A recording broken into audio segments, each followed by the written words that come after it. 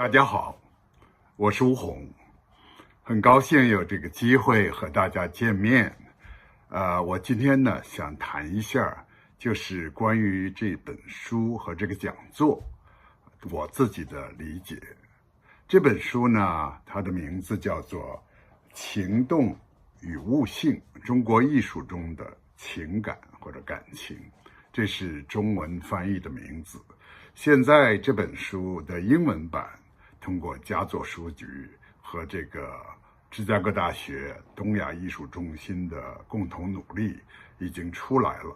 我觉得出得非常好，非常精致，从文字到内容都是非常优秀的一本书。现在这个讲座系列呢，我觉得它就通过这个4位学者现身说法，直接跟大家交谈，能够把这本书的一些基本精神能够传达给大家，使用另外一种方式也是非常非常好的。我觉得这两个活动放在一起真是代表了一个比较重要的一个学术活动。为什么比较重要呢？我就觉得和这本书它的主题有关系。因为大家看到这个情动这个词儿，或者感情这个词儿，其实如果大家回忆一下，就是在我们的美术史学科、考古学科是不太常谈的一个词。虽然大家知道，比如艺术创作一定是和感情有非常密切的联系的。这个从中国古代，从西方的古代，希腊、罗马，都是这样认为的，大家都是这样认为的。一般人也会这么联系起来，因为这个像中国古代说诗言志或者艺术来表达感情，这是非常自然的。但是为什么艺术史里头反而就不太强调呢？我自己的感觉是当艺术史这个学科在18世纪、19世纪在欧洲开始发展起来了以后呢，它是作为一种人文科学，一种科学来把自己重新定位的。就是艺术史它是作为一种科学，它要寻找一种比较客观的方法来理解艺术，找到艺术的发展，给各种的艺术的风格或者不同的方面进行一种比较理性的叙述。所以从开始呢，就发展出来对风格的分析，把这个风格分析得很清楚，用各种各样的词语和概念来界定不同的风格。比如图像学的研究，就通过对文本的这种比较，把这个图像的内涵、它的意义慢慢的解释出来。所以这些研究和后来出现的，比如这种社会学的研究人类学的研究对它的这种意义的研究很多它都是走的是这种比较科学的、理性的路子。比如这个美术史的学科，它慢慢也转移到大学里面，就从这个艺术创作的艺术院校转移到综合大学，它也经历了一个学科化的过程。在这个过程里呢，就是特别强调理论化，强调它的严谨的方法论，它的论证的过程。我们训练这个所有的美术史学者学生也都是这样慢慢训练出来。所以在里面，这个是有意无意吧，这种感性的因素、感情的因素就被抛弃，甚至忽略，甚至被抛弃了。因为感情它总是一种无形的，往往带有很大的个人的成分，当然也有群体性的感情。它和这个理性，在这个现代主义的这种理性思维下，可以说是在这个学科里没有什么太大的地位。当然在我们的艺术创作，在表演艺术里那是很重要的，但是在研究中它一直没有给予一个很重要的地位，也没有一种特殊的方法去谈这个东西。没有一种特殊的研究方法、研究语汇、研究概念来谈这个情感、情动的问题。所以呢，这个不谈不是说它不存在，因为它肯定是存在的，而且是艺术的非常重要的部分。所以近年来呢，在这个人文学科里，不但是艺术史，包括其他的学科，就开始出现了一种对这个问题要加以注意、加以讨论，要找到一种方式语言去谈它，这么一种倾向和这种运动，可以说是。所以放在这个背景上呢，就是这本书就代表了在中国美术史这个领域里的一个比较大的集合性的一个探讨。这个探讨呢是由芝加哥东亚艺术研究中心来开办的。先是举办了一个研讨会，比较大的研讨会，有很多发言。这个发言的基础上呢，经过整理，经过作者们重新写作，来做成的这本书。所以是在这个研讨会的基础上，基本上都是重新写作的。这是一个外国编这种书的一种学科习惯，就不是说把讲稿直接就发了，都要经过这个原作者仔细的研究，把它变成一个正式的文本。所以现在这本书呢，这些文章啊，都是在那个开会以后将近2年时间，最后修订出来的一本书。所以它从各个方面代表了主要是国外的一些个美术史家，也包括一些文学史家、考古学家集合在一起，对这个情感的问题进行研究讨论。所以里面包括的范围很广，从时间看，一直从先秦到现代当代；从这个内容看，从书画到考古材料，到这个佛教洞窟，到书法，很多，甚至到现代的视觉文化里面这些个报刊插图，都有。所以我觉得这本书呢，它不是给大家一个结论，而是给大家提供一些个就是研究的范例，而且指出不同的方向，大家都还在摸索，去寻找一种方式来谈这个情感和感情的问题，而且是把它和这个中国的文化、特殊的历史时期和这个艺术家的个性等等结合起来，来谈这个情感的问题。所以我觉得是一个很认真的一个尝试，也希望呢能够和国内的学者们交流，把这个研究呢继续推进。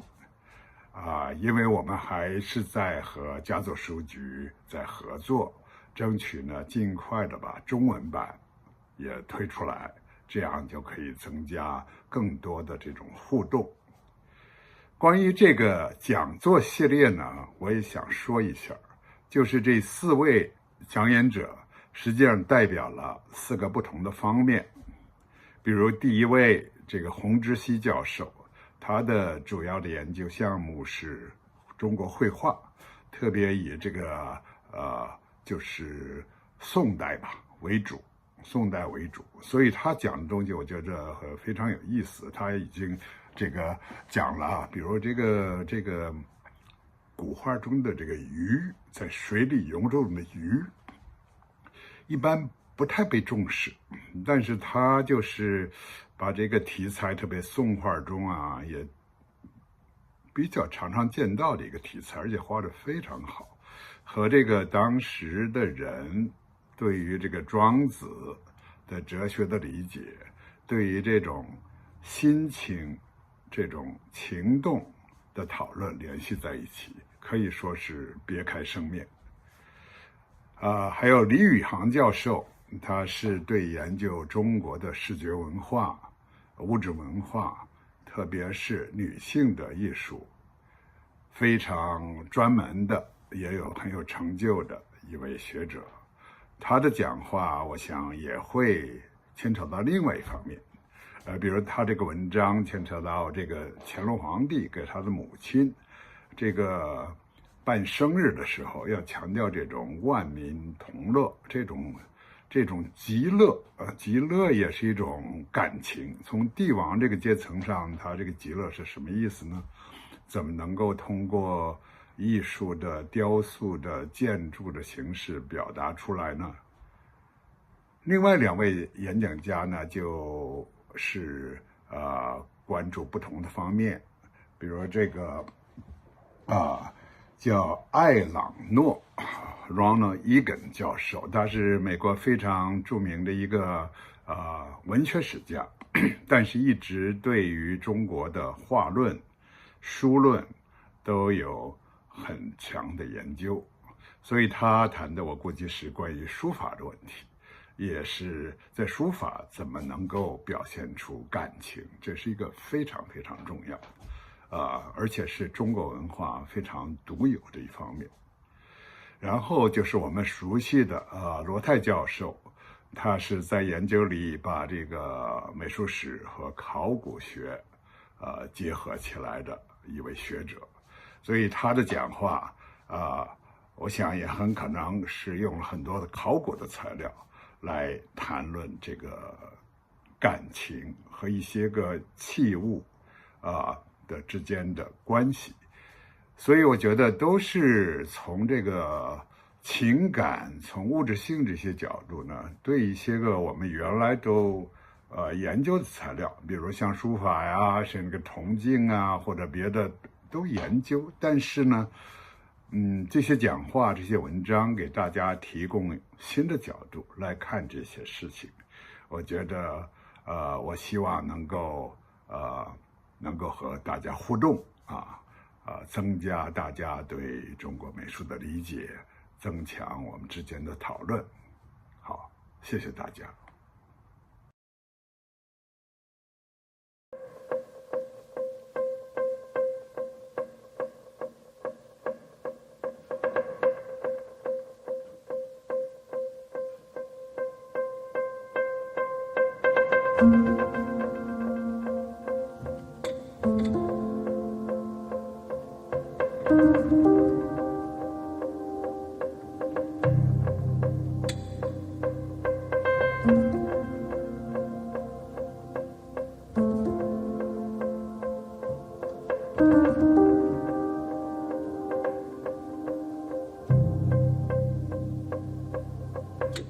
好，各位书友，晚上好，欢迎大家来到佳作书局的直播间。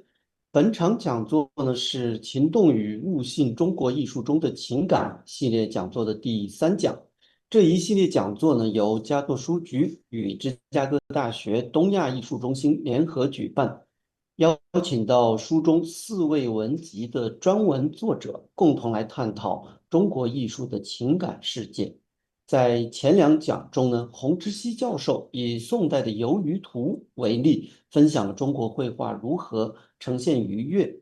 李宇航教授通过对清宫建筑的考察，分享了空间如何营造情感。这一系列讲座都有回放，欢迎各位书友呢关注我们的视频号来查看回放。那么今天晚上呢，我们将目光转向书法，我们非常荣幸的邀请到斯坦福大学汉学教授埃朗洛先生和我们一起重新审视苏轼与黄庭坚关于书法的独特思考。那么本场讲座呢，还特别邀请到杭州师范大学彭慧平教授语谈，围绕相关主题展开进一步的讨论。那么在之前的沟通中，我们了解到呢，埃朗洛教授今年已经整整执教50周年，而今天晚上的讲座呢，是教授第1次在凌晨5点钟开讲，此刻呢正是加州时间凌晨5点。那么同样身处加州的语坛人彭慧平教授呢，也在这个时间段与我们共同连线。我们要特别感谢2位教授为我们的观众付出如此之多。那么佳作书局在北京主持人在北京，两位嘉宾呢在美国的加州。屏幕前的书友们，你们在哪儿看直播呢？欢迎通过弹幕留言告诉我们。那么接下来呢，我们也将继续为大家带来更多的讲座。7月14号呢，是加州大学洛杉矶分校的罗泰教授将为大家带来“情动与悟性”系列讲座的第4讲，也是最后一讲，为我们讲述关于战国铜镜的若干思考。那么7月4号，本周六，我们邀请到清华大学的李静教授，将在路易威登北京 Aspas 文化艺术空间带来讲座，从自身的研究与艺术创作出发，来分享玻璃艺术的发展和转型。另外，8月13号晚上的6点半，我们是邀请到普林斯顿大学的王振华教授，将围绕他的新书《时间的河流：清明上河图》的中国绘画传统来展开分享，来探讨《清明上河图》的不同版本之间的主题关联，并追溯其100年的发展的脉络，以及如何在中国催生了一种新的艺术文化。大家可以点击屏幕左上角的头像。在简介下方呢，看到一行蓝色的小字，视频号加做书局来预约未来的讲座，以及查看往期的回放。那么在等待书友陆续进入到我们直播间的过程当中呢，我来先为大家简单的介绍一下情动与悟性中国艺术中的情感，以及这一套之大东亚艺术史文丛的书。那么情动与悟性中国艺术中的情感这一本文集呢，由巫红教授与洪之熙教授来联合主编，汇聚了14位学者的研究成果，围绕通过情动与悟性2个核心的概念来展开。情动关注情感如何通过身体、视觉与行为被激发和体验，悟性呢，则强调情感如何借助器物、建筑、绘画、雕塑等等物质媒介被固定、呈现和传播。那么翻开这本书的目录呢，我们便会发现这本书讨论的并不是传统意义上的艺术作品。书中的研究对象呢，横跨神话传说、墓葬空间、书法绘画、宫廷建筑以及乃至现代视觉文化，而这些看似截然不同的材料都指向同一个问题：情感究竟如何被保存、传递与感知？例如高延仪教授的文章重新解读流传千年的干将莫邪铸剑的传说。过去呢，这个故事常被视为忠义与牺牲的神话叙事，而高教授呢，则将目光转向铸剑者自身。铸剑不仅依赖高超的技艺，更需要身体、情感乃至生命的投入。剑也不再只是兵器，更是成为情感与物质彼此交融的产物。那么，时间跨越千年，我们将目光聚焦现代。刘礼宏教授的研究呢，则关注了丰子恺笔下的玻璃建筑。透明、折射、发光的玻璃，在现代艺术家的想象中，不仅是建筑材料，更承载着对幸福、希望与理想世界的寄托。看似冰冷的物质，因人的感知与情感而获得了新的生命。从传说中的宝剑到现代的玻璃建筑，时间与内容跨度虽大，但却同样印证了情动与悟性的交织。正是透过这2个视角呢，这本书帮助我们看见那些隐藏在图像、空间与材料背后的情感世界。这本《情动与悟性》正延续了之大东亚艺术史文丛一贯的学术视野。这套文丛呢，是芝加哥大学东亚艺术中心与佳作书局长期合作的成果，已经出版11卷。他所关注的是艺术史与视觉文化研究中最前沿的议题，如摄影与东亚艺术，探讨了摄影术传入后东亚视觉文化的深刻变革。我们也围绕这本书策划了系列的讲座，感兴趣的书友呢，可以进入到佳作书局的公众号了解讲座的详情，又或者多元的屏风则从物质性与在线的双重角度重新审视了屏风这一东亚独有的艺术媒材。这些研究或者出版物在拓展了我们对东亚艺术认知的同时，也将学术影响力带到了传统课堂与学科之外。对这本《情动与悟性：中国艺术中的情感》以及之大东亚艺术史文丛感兴趣的书友呢，可以点击屏幕下方的购物袋，了解更多的详情。好的，随着越来越多的书友进入到我们今天的直播间，在讲座正式开始之前，我再跟大家介绍一下本场讲座的两位嘉宾。主讲人埃朗洛教授是哈佛大学东亚语言与文明博士，斯坦福大学汉学教授，曾任美国东方学会主席。他的研究集中于唐宋文学、美学与文化史，著有关于欧阳修、苏轼、李清照生平与文学的论著。还曾以英文选译钱钟书的管锥篇。近年出版了著作《才女之泪》《李清照及其接受史》《美的焦虑》北宋士大夫的审美思想与追求，散为百东坡、苏轼人生中的言象行。目前正编写4册双语的苏轼文选，我们也为书友们准备了安朗洛教授的相关著作，大家可以点击下方的购物袋查看。今天的语坛人是彭慧平教授，他是杭州师范大学历史系教授。彭教授先后于斯坦福大学获得艺术史博士、中央美术学院博士，曾任教于斯坦福大学、岭南大学以及爱荷华大学，并担任香港故宫文化博物馆中国艺术策展人，曾获史密森尼学会博士后研究员奖学金以及2项安德鲁梅隆研究员奖学金，著有《虚拟的殿堂》南宋画院之沈摄直至与后世想象，以及2部即将出版的专著，并多次于权威的英文期刊发表论文。彭老师的研究呢，涵盖9至17世纪的机构制度史、皇家收藏文化、鞍马画、技术艺术史、生态艺术史。目前正在完成关于明代宫廷书画查抄与收藏的英文专著，也欢迎彭老师新作出版之后呢，来我们这里做讲座。那么相信通过2位老师的分享交流，一定能够带给我们许多新的思考与启发。那么接下来呢，就让我们把话筒交给今天的主讲人埃朗洛教授，请大家多多分享我们的讲座，支持我们2位老师。Okay, I'll pass the microphone to you, Professor Egan. Okay, thank you very much.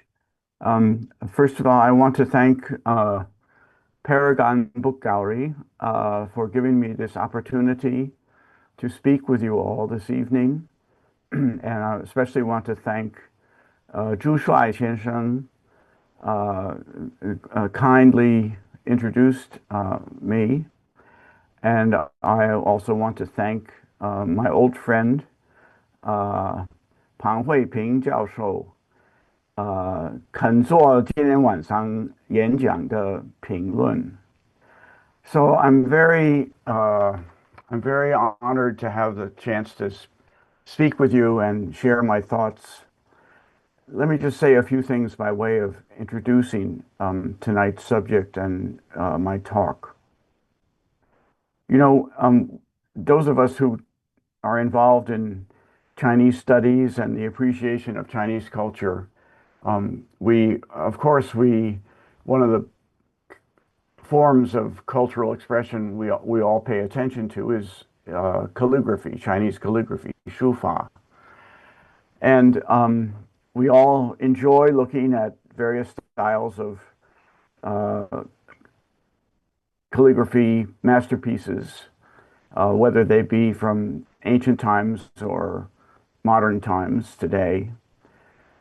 What we may not sometimes realize is that sort of in the background, behind the production and appreciation, the visual appreciation of Chinese calligraphy, there's a whole tradition of writing, not calligraphy, but writing about calligraphy, writing calligraphy criticism in treatises and essays and poems and all kinds of writing which are concerned with what makes calligraphy interesting, what makes it worth looking at, what makes it valuable as personal expression and cultural heritage.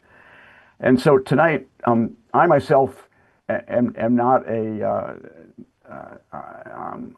I'm certainly not a calligrapher, and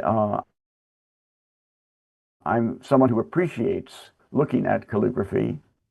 But tonight, what I'm going to talk about is a little piece of the tradition that Chinese educated persons, Chinese Wenren, Chinese literati, in the Song Dynasty especially, a little piece of what they were thinking about when they viewed calligraphy and when they tried to articulate what was special about it, what was valuable about it, and literally what they saw when they looked at calligraphy. So I'm not taught, this is not a lecture about calligraphy. It's a lecture about thinking about calligraphy, thinking about calligraphy as it was recorded, especially by two, giant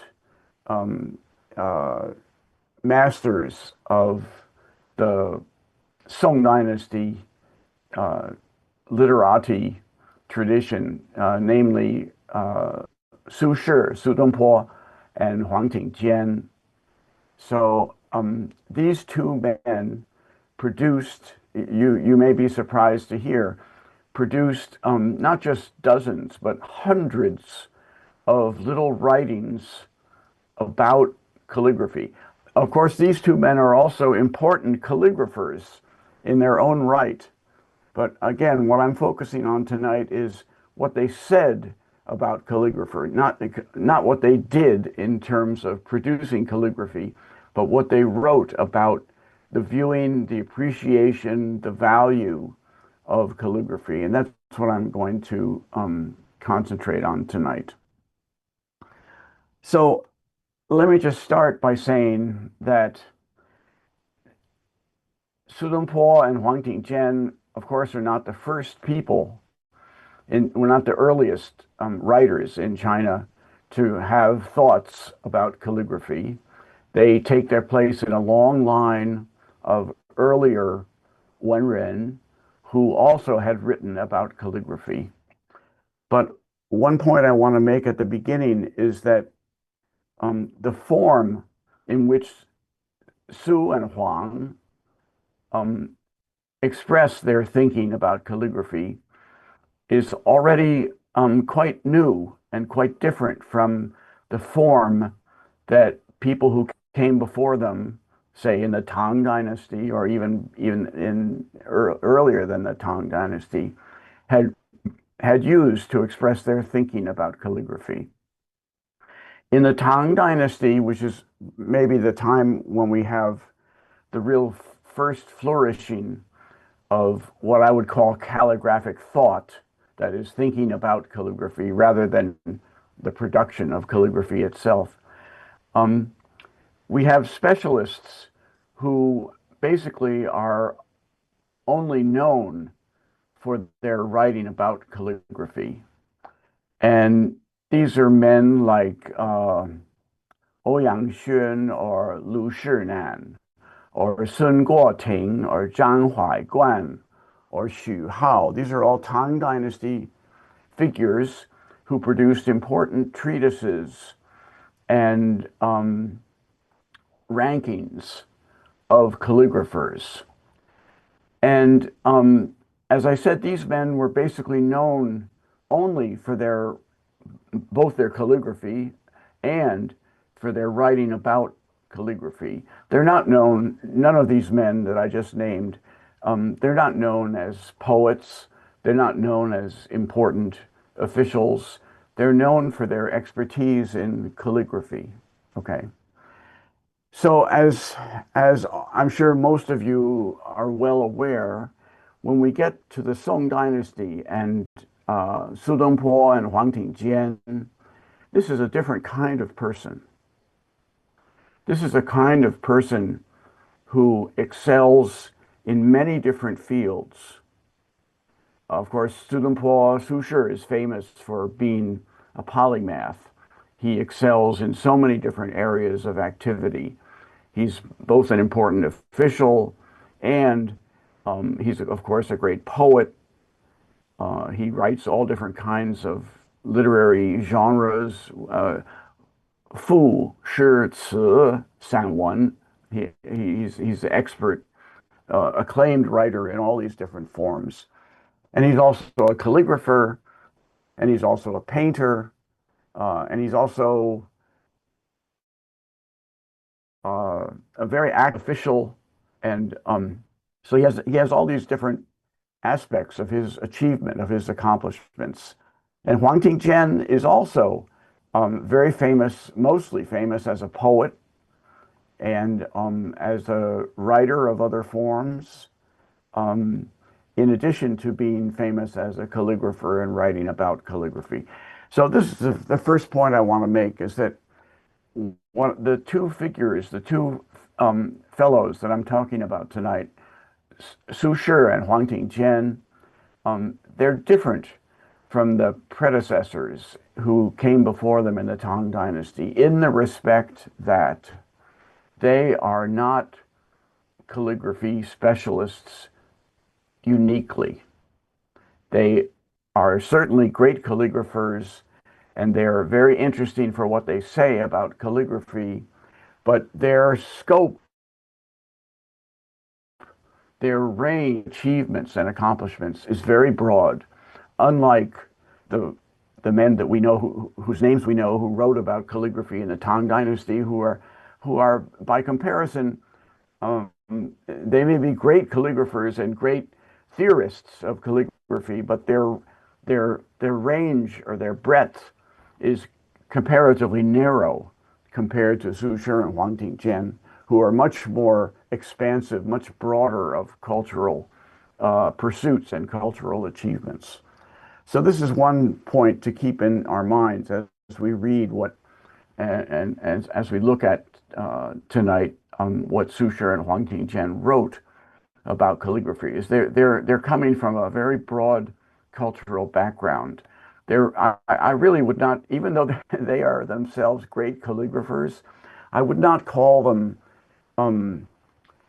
calligraphy specialists in the sense that Zhang Huaiguan or Ouyang Xun or Lu Shinan were in the Tang Dynasty, those men basically are known only for their writings about calligraphy. And the other point to make about the two Song figures is that not only their identity is different from the Tang predecessors who they're following after, but the kinds of writing, the form of the writing that they produced when they did write about calligraphy is different. The Tang persons who wrote about calligraphy wrote long treatises, long essays, or very detailed rankings, evaluations of different calligraphers. They produced whole volumes, whole books about their views of calligraphy and their critiques of other calligraphers. Okay, so what Su Shi and Huang Tingjian are doing is very different. They didn't produce treatises. They didn't produce whole books. What they did instead, mostly what they did, is produce colophons. Colophons is the English word we use for the Chinese term tiba. Tiba is a form, usually an inscription added to an existing scroll of writing. A scroll, someone else produced a scroll, and then either the producer himself or a later owner of the calligraphy scroll comes to the famous poet Su Dongpo, or comes to the famous poet Huang Tingjian and asks them to inscribe a few words at the end of the scroll to show their appreciation of the scroll, or to authenticate that it's genuine, or to add some kind of note about their evaluation of the calligraphy on the scroll. And because Su Dongpo and Huang Tingjian themselves are famous calligraphers, they got asked to do this a lot of times. They kept being asked throughout their lives, throughout their adult lives. Hundreds of people invited them, I'm sure very politely, very courteously, invited them to add their thoughts to the end of scrolls that already existed. And so they're not writing treatises, they're not trying to generalize. What they say about calligraphy has a great deal of specificity to it. They're reacting to a particular, by and large, they are reacting to a particular piece of calligraphy that's spread out on the table before their eyes. So if we find, and how many of these colophons, tiba, how many did they produce? Hundreds. Hundreds. Each of them produced hundreds of these colophons. And later they get collected together and they become part of the collected Wenji of Dongpo Wenji and Huang Tingjian Wenji. Okay, that's how they survive. They're later gathered together and reprinted. Apart from the original work of calligraphy, they were initially appended to. So if we find that because of the nature of what they of the circumstance under which they produce these tiba, okay, if we find that they are sometimes inconsistent, or if we find that they seem to be sort of wholly focused on a particular work of calligraphy that they're talking about, we should not be surprised, because again, they're not trying to generalize. They're not trying to make overarching statements. Of course, if we read enough of these tiba that they produced, we begin to see general shared values that emerge. And that's the kind of thing I'm going to try to discuss tonight in my lecture. When we look at a few hundred of the colophons that Su Shi and Huang Tingjian produced, what themes and what sort of unifying viewpoints or values emerge? And that's what I'm going to try to discuss and try to comment on tonight.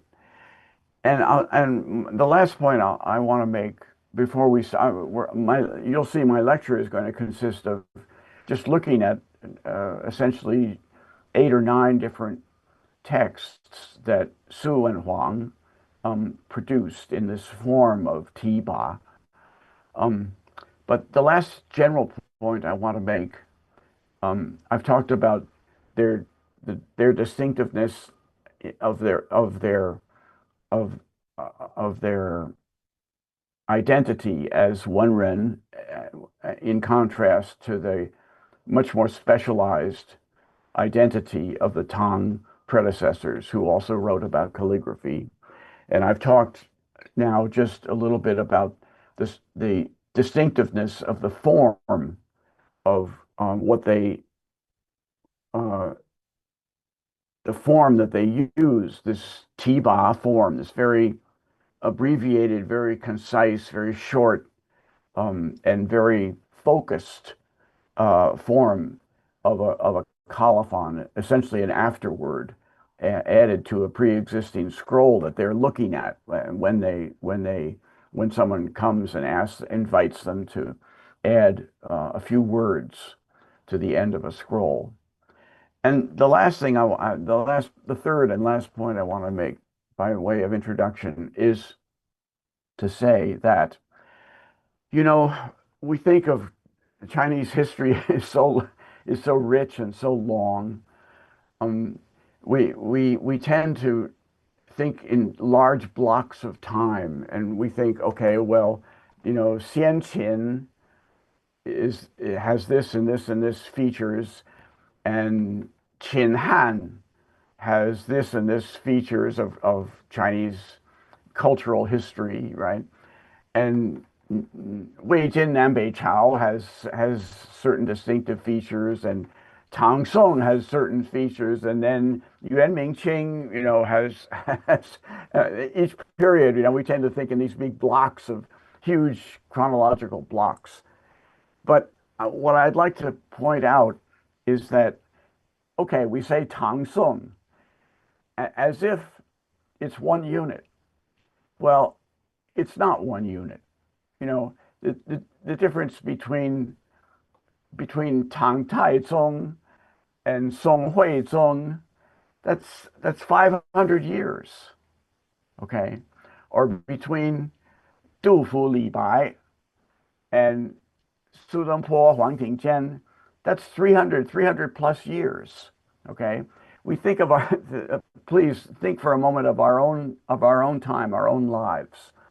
How different is the time we're living in right now from 300 years ago in China, or 300 years ago where I am in the USA? How different is today in China from 500 years ago, or here in the USA from 500 years ago? Okay, so it's easy to fall into this trap because Chinese history is so long and so wonderfully rich. It's easy to fall into this trap of thinking, well, Tang and Song, it must be one unit. It must be all the same.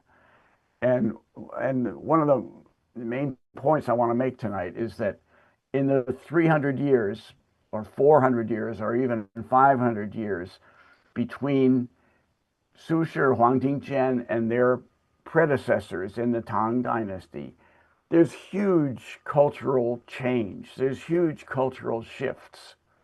And we should not be surprised if the way that Su Shi and Huang Tingjian write about calligraphy is very, very different from the way that the great Tang theorists of calligraphy wrote about their art. Okay, we should not be surprised, and just think of our own time, how much people's thinking changes over even 1 or 2 generations, much less 3 or 4 centuries. How much people's thinking changes. So that's one point I'd like you to try to keep in mind. So I want to start by showing some from these tabs. The main part of my talk tonight, I will be looking in detail at particular texts, and I'll start with this one. I hope you can see this all. Everything I'm going to show you, I'm showing you the original Chinese text on the left-hand side of the screen, and my English translation on the right-hand side. If these are all my translations. Whoop. So if you see any mistakes in the translation, there's no one to blame except me. Okay, so I hope that they are accurate. So I'm going to read the English, and you can look at the Chinese as I read the English, and then in each case. So this is an example of one of these short colophons. This is not an excerpt. This is the entire colophon, and you'll see they tend to be very short, just like a few sentences, just like this. So when Xianzhi, that's Wang Xianzhi, the famous Wang Xizhi, the Erzi, right, was practicing calligraphy one day as a young boy. Yi Shao, that's his father, Wang Xizhi, came up behind him and tried to snatch the writing brush out of his hand, but found he could not do so. The father knew from this that when his son grew up, he would be famous in the world for his calligraphy. So this this is all that Suture is doing. He's quoting a famous anecdote from the lives of uh, uh, Wang Xizhi and Wang Xianzhi. Now, Suture has a thought about this anecdote. I say that the normal interpretation of this incident is incorrect. Mastering calligraphy is not a matter of holding the brush tightly. It rather depends on freely allowing the brush to move the way it wants to without neglecting proper models and standards. What Yishao valued in being unable to snatch the brush out of his son's hand was that his young son was applying his mind with such perfect concentration that even when he was suddenly interfered with, his mind remained fully engaged with the brush. If that were not so, the strongest men in the empire would all be outstanding calligraphers. Okay, so the reason I'm starting with this particular colophon is that it highlights an emphasis that we will see is characteristic of Suture when he writes about calligraphy that is, I think, very important.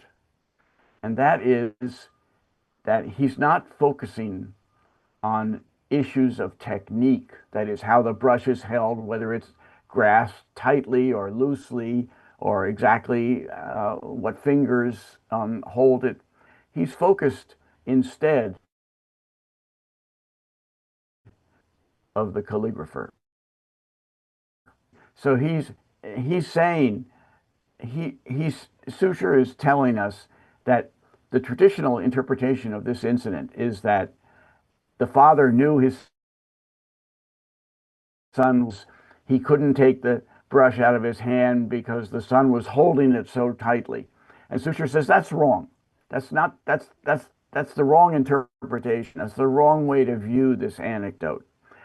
The correct way to understand this is that the father was so pleased because he found that the mind of his son was so concentrated, so completely absorbed in the act of writing calligraphy, that even when the father interrupted the son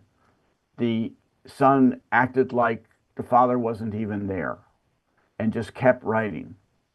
So it's not an issue of his hand holding the brush tightly or not tightly. It's an issue of his mind being concentrated on the act of producing calligraphy. And this, we will see, this emphasis on the mind of the calligrapher rather than the technique of how the brush is held or how the ink is ground or anything like that. The mind of the calligrapher and the personality, we will see that this is very important when Suture writes about calligraphy. Okay, my next two examples also Suture. So he's writing about various Tang. So look at the Chinese title, Shu Tang Shi Liu Jia Shu Hou. So I'm writing about 6 different samples of calligraphy, all from the Tang Dynasty. He's right. He has a scroll in front of him that has samples of 6 famous calligraphers from the Tang. 6 different calligraphers, all combined, probably recombined on a single scroll. And this is what he says about Ouyang Xun, Ouyang Liu Geng. Ouyang Xun's calligraphy is outstanding in its appeal and vigor, and his small, regular script is particularly skillful. When the kingdom of Koryo, the Korean kingdom, sent an official to purchase some of his work, Emperor Gaozu, that's Tang Gaozu, okay, sighed in admiration and said, when those countrymen look at his brushwork, they will think he is a large man of imposing stature, okay? And now Suture continues in his own words. These are the words of someone who does not understand calligraphy. So he's saying what Tang Gaozu said shows he doesn't understand calligraphy. And now, so what does Susher mean? Now he's going to explain. Calligraphy resembles a person's character. Liu Gang's face was severe and misshapen, yet he was unusually quick and smart. Today, when we look at his calligraphy, its force, angularity, and ardent incisiveness exactly match those qualities of his face. Now, this might be confusing to us because at first, Susher quotes Tang Gaozu saying something about how Ouyang Xun's calligraphy resembles his physical appearance. And Susher says that's a statement, that's an observation that shows the person who made it, the emperor indeed, who made it, does not understand calligraphy. And then Susher goes on to talk about Ouyang Xun's face and say that it resembles his calligrapher. So isn't Susher being inconsistent? Isn't he contradicting himself? My answer is no, he's not being inconsistent, even though you might think so at first glance.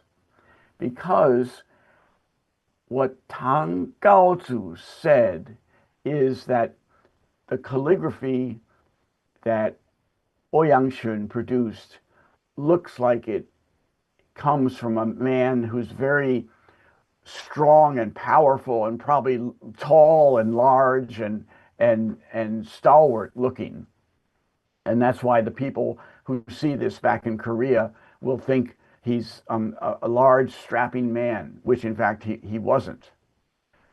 But Susher, again, he's talking about the face of this calligrapher. But the way he's talking about the face, it's very clear that he's thinking about the personality of the calligrapher, right? He's not talking about the size of his face. He's talking about the characteristics, the inner qualities of Ouyang Xun that Susher finds replicated in his brushwork, replicated in his calligraphy. So once again, like as in the previous example with Wang Xizhi and Wang Xianzhi, Susher's interest is in the similarity of the inner life, the mind in the first example, the character or the personality in this example, the inner life of the calligrapher and the qualities that can be observed in the brushwork. Okay, so it's not something as crude and simplistic as a one-to-one correspondence between a man's size, physical size, and the robustness or powerfulness of the brushwork. It's rather a correspondence between something more subtle and less obvious, something a correspondence between the personality or the personal traits of a person and the traits observable in his calligraphy. And this next comment comes from the same scroll. We're still in Susher's scroll on Liu Jia, Tang Shi Liu Jia Shu, Chu Sui Liang, another famous Tang calligraphy. Chu Sui Liang's calligraphy is pure, lofty, and easygoing with some hints of the clerical script evident in it. When the ancients evaluated calligraphy, they also considered the conduct of the calligrapher. If they disapproved of the person, they did not prize his calligraphy, no matter how skillful it was. So this is interesting in that Susher, when he says this, now in this instance, I didn't quote what he says next. I just wanted to talk about what he says in this opening of his comment on Chu Sui Liang. Susher knows when he says this that there's an incident in Chu Sui Liang's biography that reflects very badly on his ethics, on his morality. And Sushir is bothered by this. And that's why he says he likes the calligraphy, but he, knowing that Chu Liang has an incident in his later life in which he's accused of slandering someone and bringing about their death. Knowing this, Sushir is bothered by the apparent contrast between the beauty of his calligraphy and the less than attractive aspect of of the calligrapher's conduct. And so he makes the point that if if we disapprove of the person, we shouldn't prize his calligraphy, no matter how skillful it was. Now, in the remainder of this particular colophon, Sushir goes on to argue that, in fact, that infamous, that negative aspect of Chu Liang's biography is probably slander itself, and he probably was not guilty of having done this despicable act. And so Sushir finds a way to negate the negative aspect of Chu Liang's biography, so that frees him up to appreciate the calligraphy.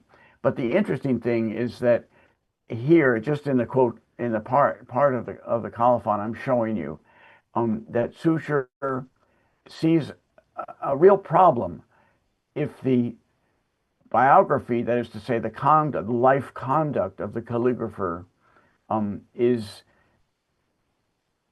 not reputable, not admirable.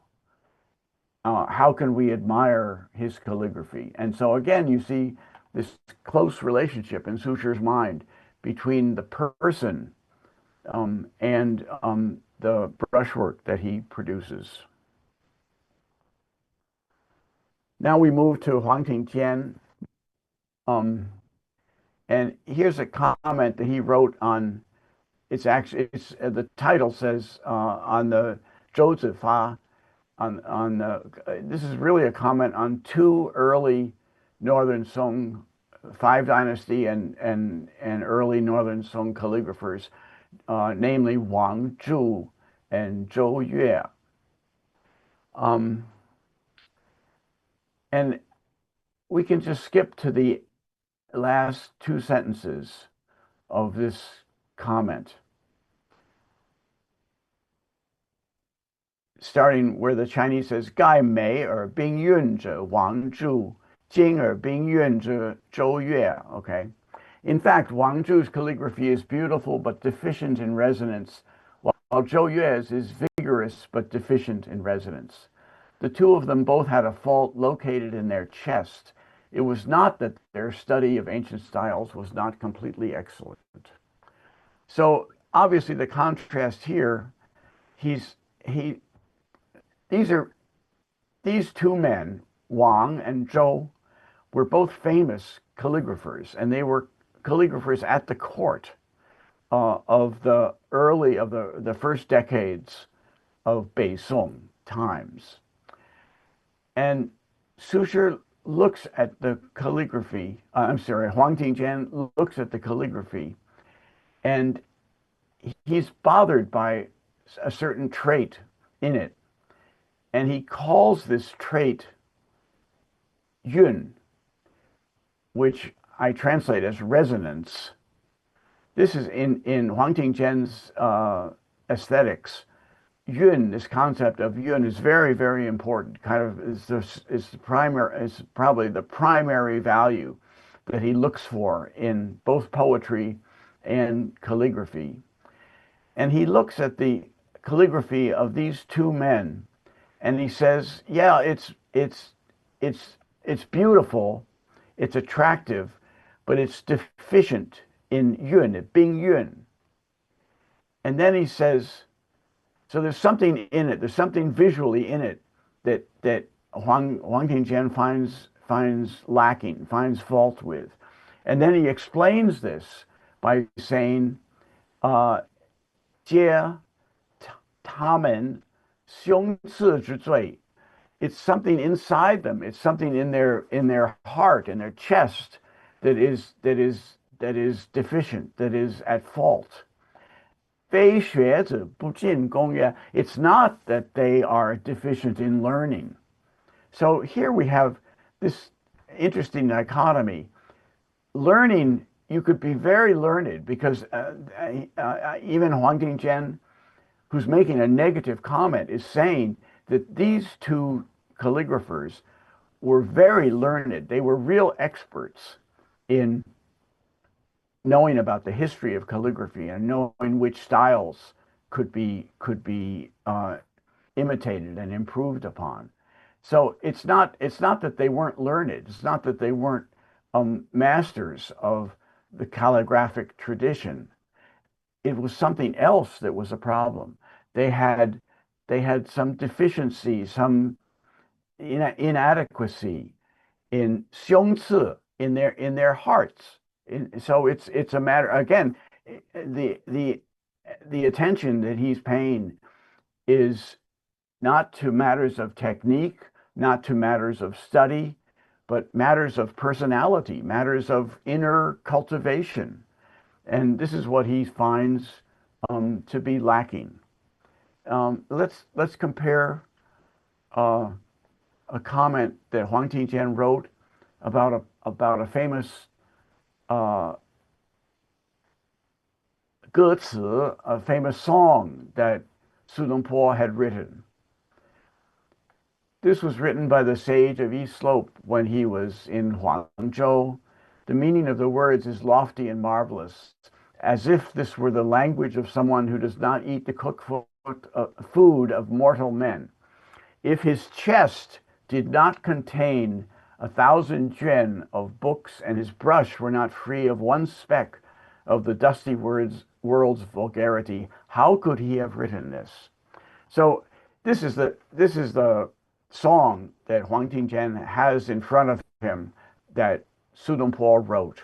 And many of you may know this song. This is a very famous one of the first pieces that Dongpo wrote when he arrived in Huangzhou for his first exile period. And it's a beautiful, beautiful song in which the speaker is out alone at night and everyone else is asleep, gone to bed for the night. There's no one stirring, there's no one about. And the only thing on the scene, aside from our speaker, who Su Dongpo himself, is way up high in the sky is this Hong, this wild goose. And it's only mentioned in the last line of the first stanza, and then the whole second stanza is about the goose. You might think, oh, the poet's going to go back and talk about himself. No, he's going to talk about the bird. Startled into flight, it looks back with regrets no one understands. Having tried all the cold branches, it will not roost, standing alone in the sandspit skill. Of course, you and I know that Susher is projecting his own situation onto this Gu Hong, right? He's projecting his own loneliness, his own isolation, having just arrived in Huangzhou as an exile.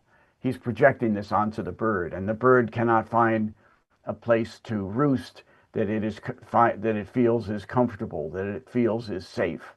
And the final image of the poem is the bird standing alone, lacking a proper place to spend the night. And going back to Huang Tingjian loves this song. And he says it sounds like someone who's not mortal could have written this song. If his chest did not contain 1,000 juan of books, and his brush were not free of one speck of the dusty word's vulgarity, how could he have written this? Now go back to what Huang Tingjian had written about the two calligraphers that he disapproves of. 解雄次之罪，非学者不进贡也. And he says, 若是胸中有书数千卷，不随是碌碌，子书不并运. Now this is not the case. If these two calligraphers had thousands of juan of books in their chest, in their heart, and if they had not 不随世碌碌, if they had not followed the mediocre ways of the world, then they wouldn't have this problem.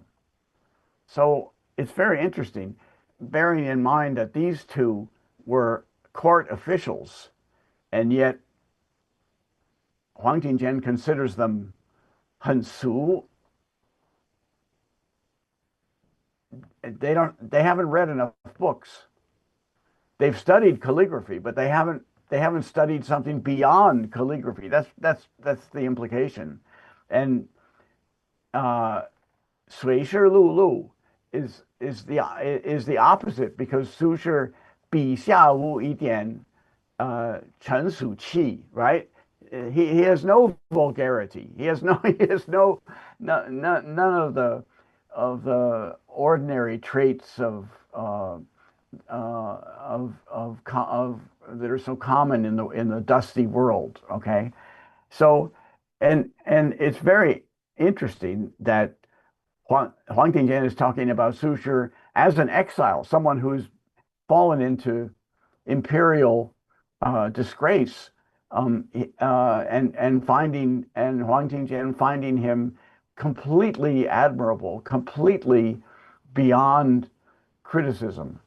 It's very interesting to see this contrast between the way Huang Tingjian writes about these eminent court officials and the disgraced Su Shi, and Huang Tingjian inverts the two sets of values and worth of the two men.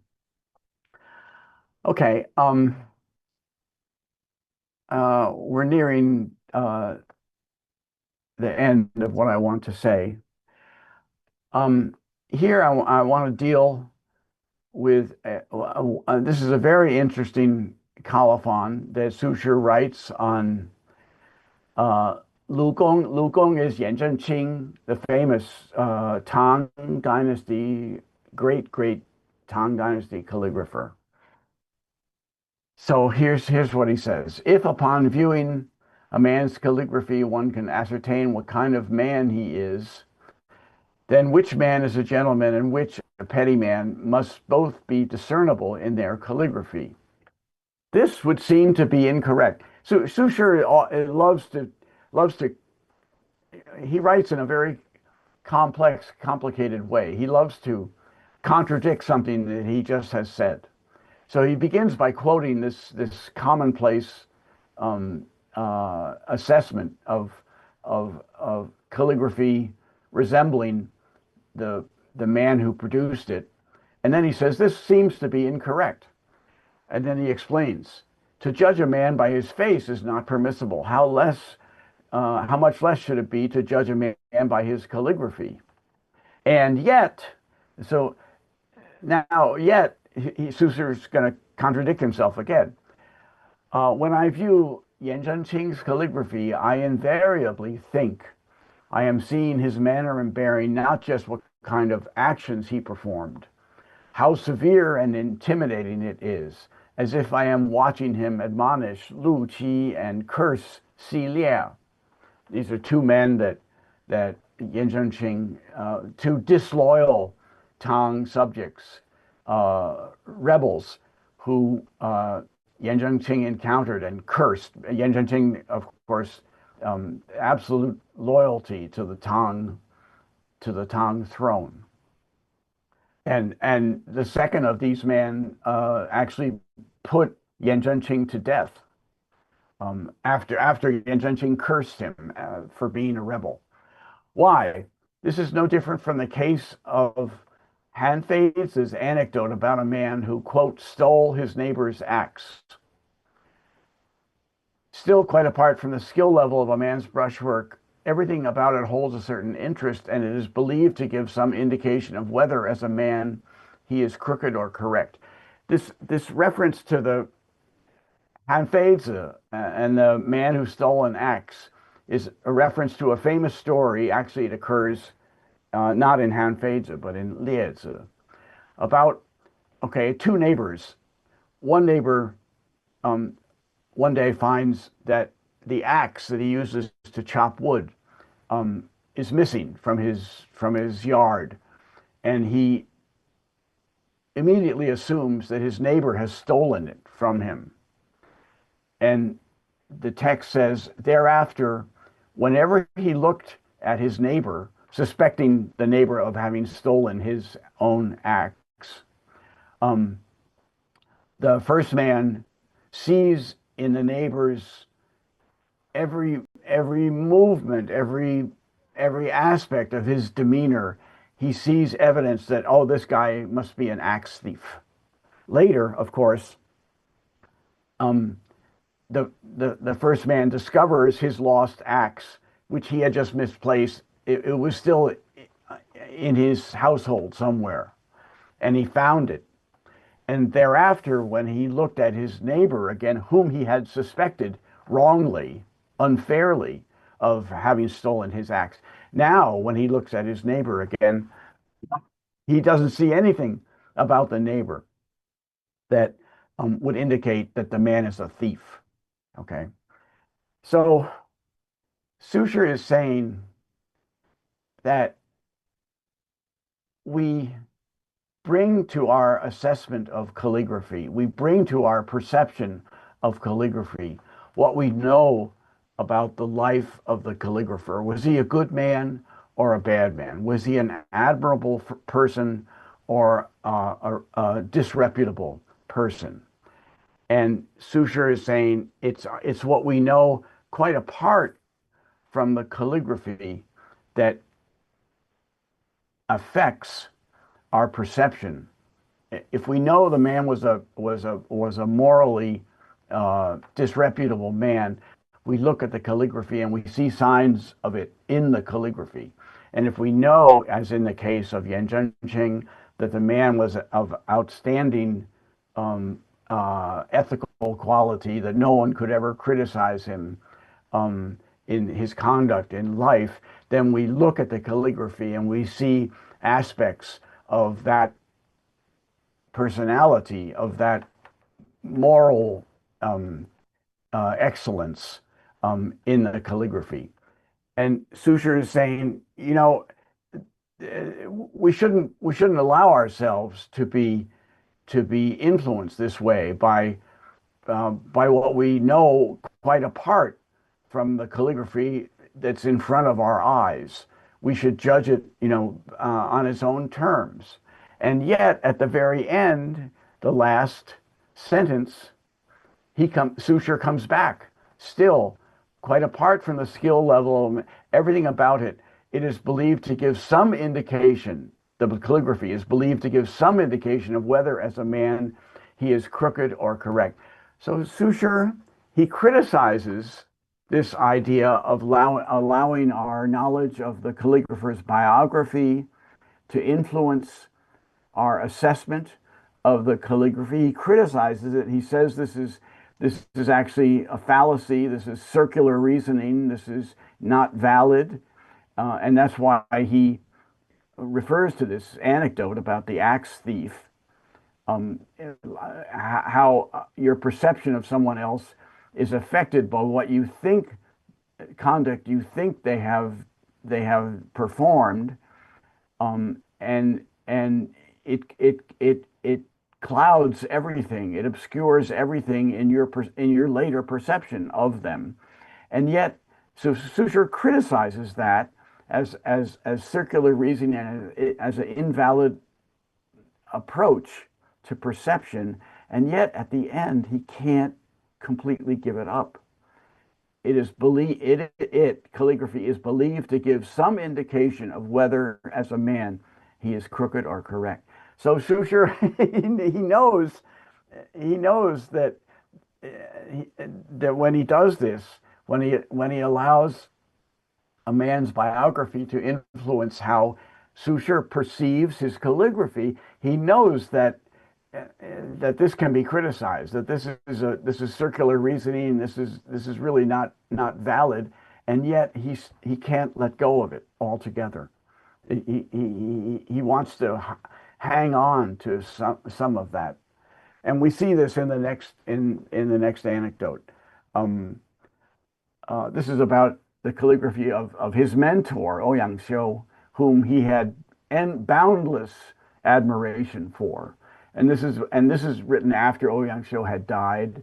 And Su says this: when Ouyang Wenzhong used a sharp writing brush and dry ink to write squarish, wide characters whose liveliness shows itself elegantly, endlessly sleek and lustrous. When people in later times view his calligraphy, it is just like seeing his limpid eyes and full cheeks as he walked briskly forward, his form ample and robust.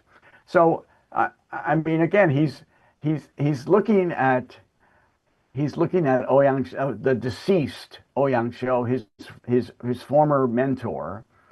He's looking at the calligraphy, and he sees an image of the man in his calligraphy. He looks at the calligraphy, and what does he think of? He thinks of an image that he has fresh in his mind of Ouyang Xiu's face, and not only his face, but how he carried himself as he walked briskly along.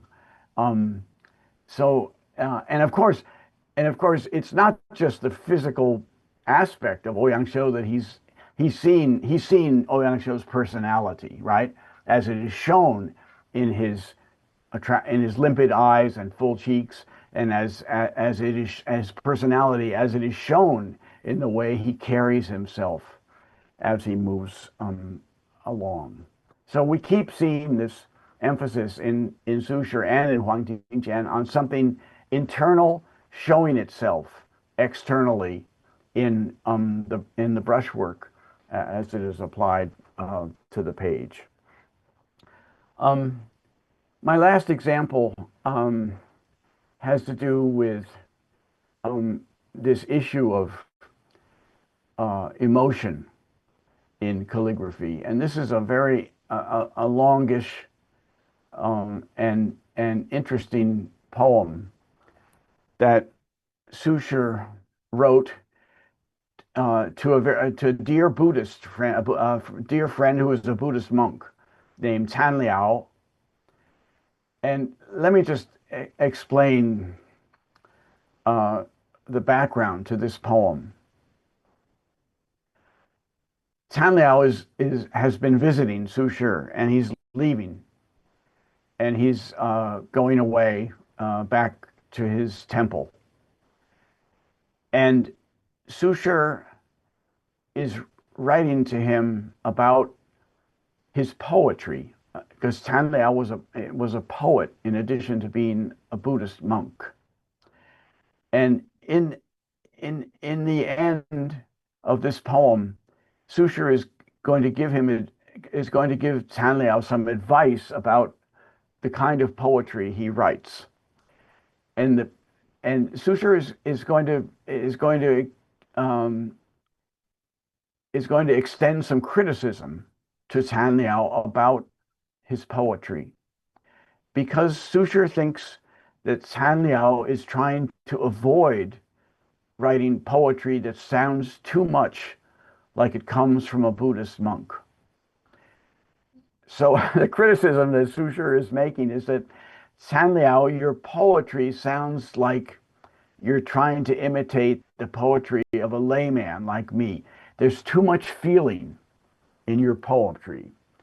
And Su is going to end this poem by saying, you know, you can write poems that are calm, that are without strong emotion, like we expect Buddhist monks to write. And that's perfectly okay. And the reason I'm using this example in this talk is that the way Su presents this criticism, presents this advice to Tan Liao, is that he uses the example of calligraphy as an analogy for poetry and poetry writing. And this is a very complicated poem. And in using calligraphy as an analogy for the advice he's trying to give Tan Liao, Sushir refers to Han Yu, the famous Tang Dynasty statesman and literatus, Han Yu. And if you look at line 9 in the poem, 推之论曹书，万事为常兵. So 推之, of course, is Han Yu, right? And this is a reference, starting in line 9, this is a reference to a farewell, a prose farewell piece that Han Yu addressed to a Buddhist monk of his own day. And this farewell that Han Yu wrote to this Buddhist, who is named Gao Xian, is actually a very sort of a very unkind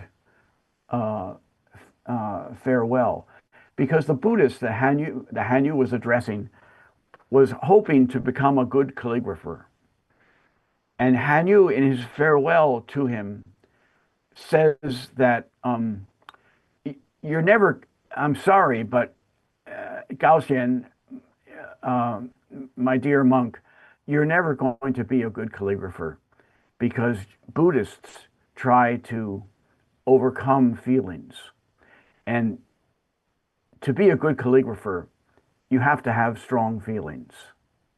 So that's why he says in lines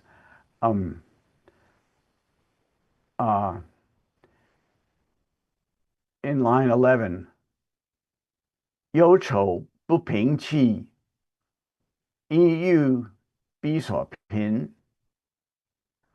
So Sushir is summarizing what Han Yu said about calligraphy. 忧愁, all kind of disquiet, all kind of feeling of emotional distress.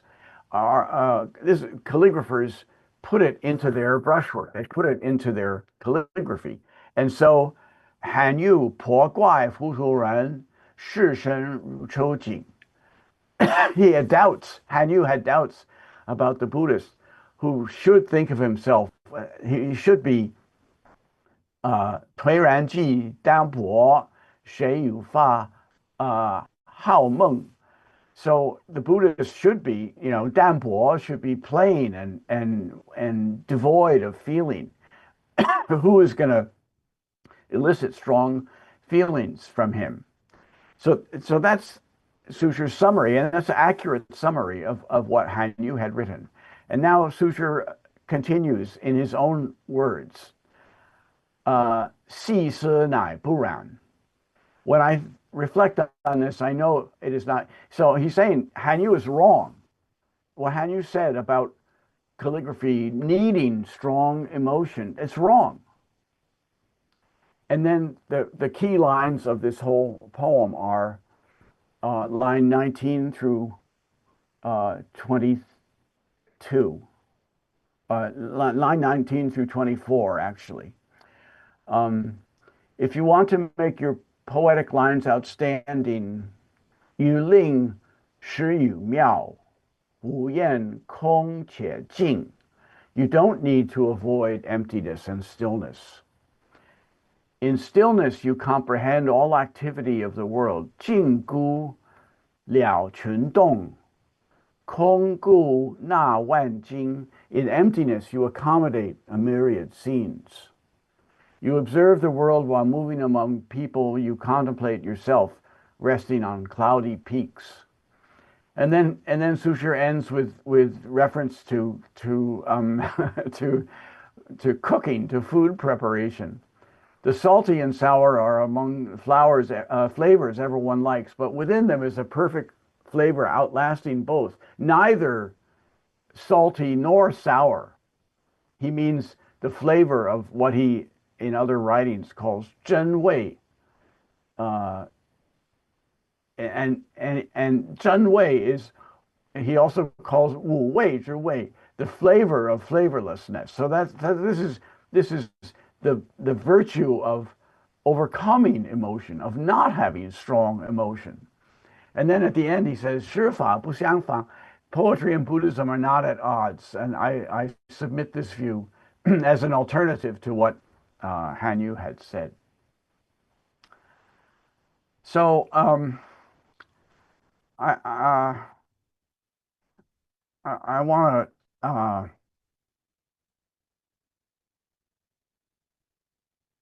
maybe we can come back to.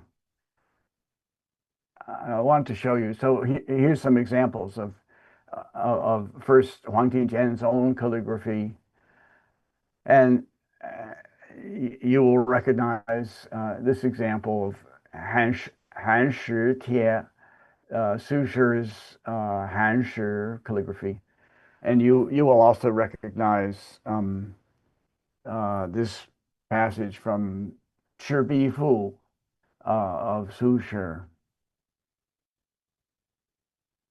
And I wanted quickly to show you also as examples of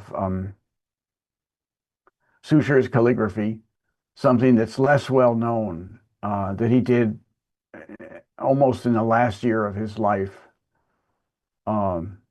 He copied out for a Buddhist friend of his in Shaoguan, north of Guangzhou, when Su Shi was coming back from Hainan Dao. He copied out the Buddhist sutra, 42章经, and it's like 40 pages long. It goes on and on. It's recently been reproduced. And this is a rather rare example of Sudongpo Xiao Kai Zi, and very beautiful. It goes on and on. And when you enlarge it and look at it closely, it's extremely beautiful, and especially moving when you realize that Su Shi is 64 years old when he writes this, and sick himself and near the end of his life, and yet he's still able to produce calligraphy with such control and such consistency and such beautiful strokes. And in case you're wondering where I get these images from, it's from the wonderful 53-volume huge compilation Su Shi Shufa Quanqi, which was published only in 2023 in Chengdu. So I'll just end with a few comments. I've spoken too long, but I'll just end say a few things while you're looking at this. The comments by Su Shi and Huang Tingjian I've been showing you in this lecture focus on the issue of the relationship between the calligraphy a man produces and his character or nature as a person. Then in the last example, that long poem that he wrote to Tan Liao, the focus is on the relationship between a calligrapher's emotions and the brushwork he produces. As for the first issue, it's interesting how much it diverges from the way we tend to think of works of art today. We like to think of art, whether visual or literary, as having its own independent existence. We tend to resist linking it to the life or conduct of the artist. We strive to perceive it on its own terms and evaluate it according to aesthetic criteria, rather than how we assess the biography of the artist, whether positive, negative, or indifferent. But as we've seen, I think in my examples, Su Shi and Huang Tingjian are quite uninclined to want to separate their assessment of calligraphy from what they know about the conduct of the calligrapher and his personality. Even though Su Shi recognizes a certain circularity in allowing his opinion of the man to affect his evaluation of the man's calligraphy. That was that example about the stealing the axe as a problem. One way of thinking about this way of perceiving calligraphy by Su and Huang is to understand that they are trying to take calligraphy connoisseurship out of the hands of specialists, like those who dominated such connoisseurship in the Tang Dynasty. Su and Huang themselves were outstanding calligraphers, but as critics, they are not calligraphy specialists. As critics, they wrote abundantly about all the arts, poetry, painting, calligraphy, gardens, etc. We might say that in their calligraphy colophons, they are trying to mainstream calligraphy criticism and appreciation to make it a part of literati culture generally, and at the same time to take it out of the hands of calligraphy specialists who focused on technical matters and critical evaluation of a calligrapher's technical expertise. But what about the issue of emotions in calligraphy, or rather the view that calligraphy as the expression of powerful emotions need not be the criterion by which calligraphy should be judged? Does that viewpoint, as we saw this is referring to the poem Su Shi wrote addressed to Can Liao, does that have any connection to the preference for connecting the biography of the calligrapher with the calligraphic art he produced? Emotions, especially strong emotions, are not generally thought of as something positive or favorable in Su Shi's mind. That is why he disagrees with Han Yu and insists that a calligrapher need not express strong emotions with his brush. Han Yu's way of thinking about calligraphy was very much a Tang Dynasty way of thinking. We recall the calligraphy of the monk Huai Su in the Tang Dynasty, who specialized in Guangcao. Of course, Su Shi and Huang Tingjian were also capable of producing on certain occasions calligraphy that seems to be inspired by carefree abandon and perhaps strong emotions. But what is uppermost as an ideal for aesthetic expression for poetry and calligraphy, when Su Shi writes that poem to Can Liao, where he disagrees with Han Yu, is the value of Jing and Kong, stillness and emptiness in the heart and mind of the calligrapher. Why? Why can these be virtues? Because that kind of emptying out of self-centeredness, emptying out of subjectivity, leads in Su's thinking to a higher kind of consciousness wherein a person no longer sees himself as the center of the world, but as a mere and passionless observer of the world around him. That is, an objective rather than subjective observer of the world. Yet isn't a mind that is Kong also a certain state of mind? Isn't an emotional state that is Jing also a kind of emotional condition? The absence of strong emotion may also be described as an emotional state. Is that not so? And it is precisely in a calm state of quietude, Su Shi would argue, that a person's true nature, particularly his degree of inner cultivation as a result of lifelong learning and self-examination, best shows through. Emotions, to the extent that they can momentarily take control of us, may be thought of in this way of thinking as a distortion of our true selves. Su and Huang are looking for a revelation of something more fundamental in a person than a momentary passion or fleeting feeling. And I think that is where I'll stop and end here. And thank you for your attention. And I look forward to Professor Pang Huiping's comments. Thank you very much. Thank you so much, Professor Egan, for your wonderful sharing.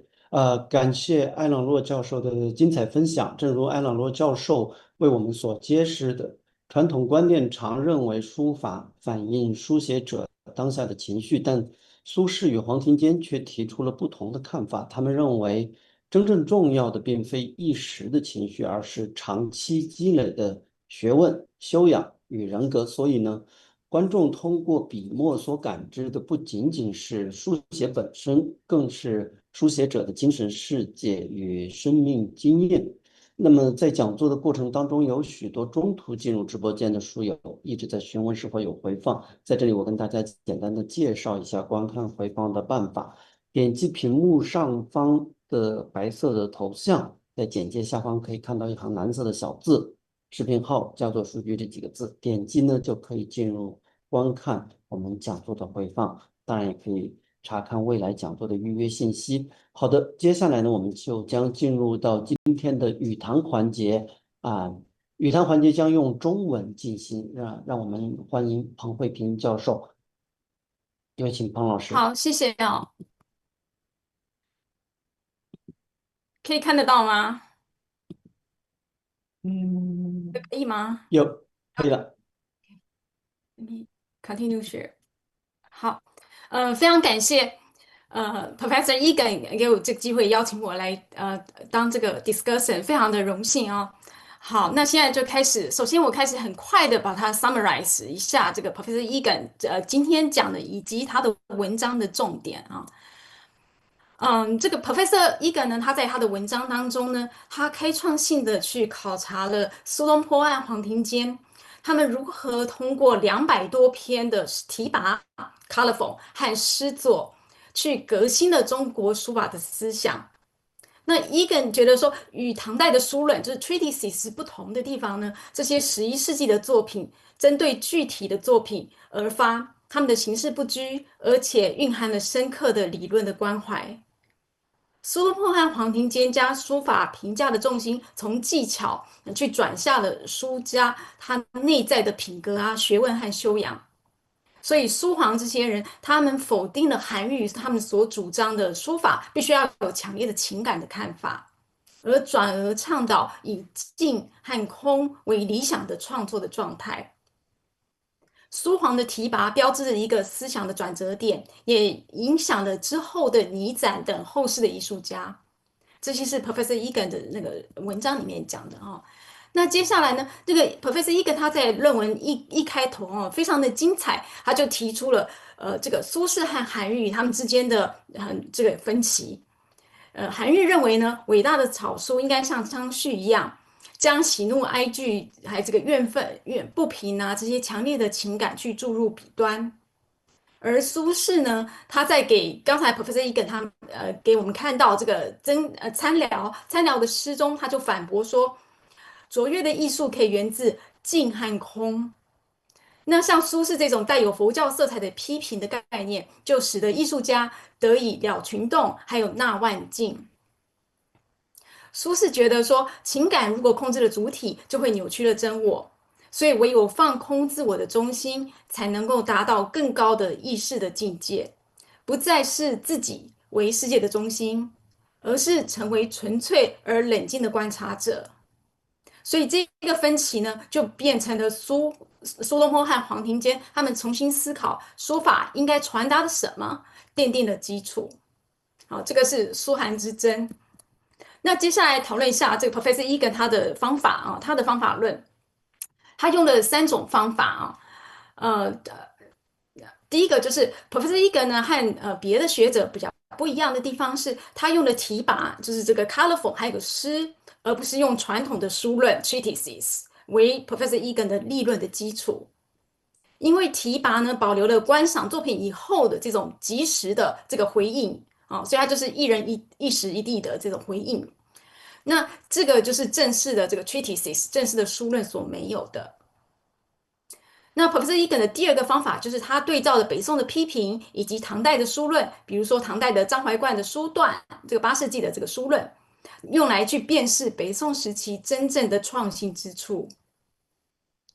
第三个就是 Professor Egan 他将苏东坡和黄庭坚的美学的观点置于北宋初年以来这个朝廷所确立的制度背景中来解读。尤其是992年编纂的《成化阁法帖》，来揭示在理论上如何挑战朝廷所立的标准，这个地方非常的精彩啊。那Professor Egan 这个文章它的重要的性有以下几点。第一点呢，他讨论了从书论到题跋 from treatises to colorfuls。他认为说，唐代的 treatises， 唐代的书论，它是以唐代的批评通常就是以正式的书论为主，而苏东坡和黄庭坚呢，他们就通过 colorful 题跋去立论。那 colorful 这个东西它比较短小，它不是正式的，它就是 attached to something， 就是在附在具体的书法或者绘画的这个尾端。那他们就使得这个这个批评这个东西就变得比较即兴、比较具体，而且个人化，就是一人一事、一人一地的这个很个人化的这个想法。那这个转变就提示了我们说，这些看似零碎的碎片化的这些文本、这些 text，可能就比系统化的这个 treatises，它更能够直接揭示一个时代的一个思想。那第二个 Professor Egan 第二个重要的贡献呢，是告诉我们说，这个政治的维度啊，这个 political dimension。Professor Egan 就提到说，这个淳化阁的法帖，它确立了官方的典范，他抬举了像王柱和周越这种北宋宫廷的书家，而苏轼本人呢，对淳化阁帖有所批评。那黄庭坚呢，刚才 Professor Egan 有让我们看到，就是黄庭坚对于这个随事碌碌的王柱和周越他们的批评，以及黄庭坚对于流放当中的苏轼的推崇，就反映了他这个另外以个人修养为核心的这个苏黄的标准。那接下来呢，Professor 一个他的一个贡献就是他讨论这个审美的判断以及政治的角力。他就提到说，黄庭坚批评了王忠和周越的病韵，这个 resonance deficient in resonance 这个病韵，但是他的问题就不在于用笔，而是在于胸刺，在于这个 chest 的地方。所以这个不仅是一个审美的判断，那更隐含了对朝廷所立的文化标准一些质疑和拒绝。那在 Professor 一个很重要的贡献就是他讨论这个观者的情感的反应，so the reviewers 这个的这个他们的这个 response。那 Professor 一个他就讨论说，苏东坡和黄庭坚虽然拒绝了书法要表达书家的情感，但是呢，情感转向了观者，这个转向了观者，所以书法就成为个人情感投射的空间。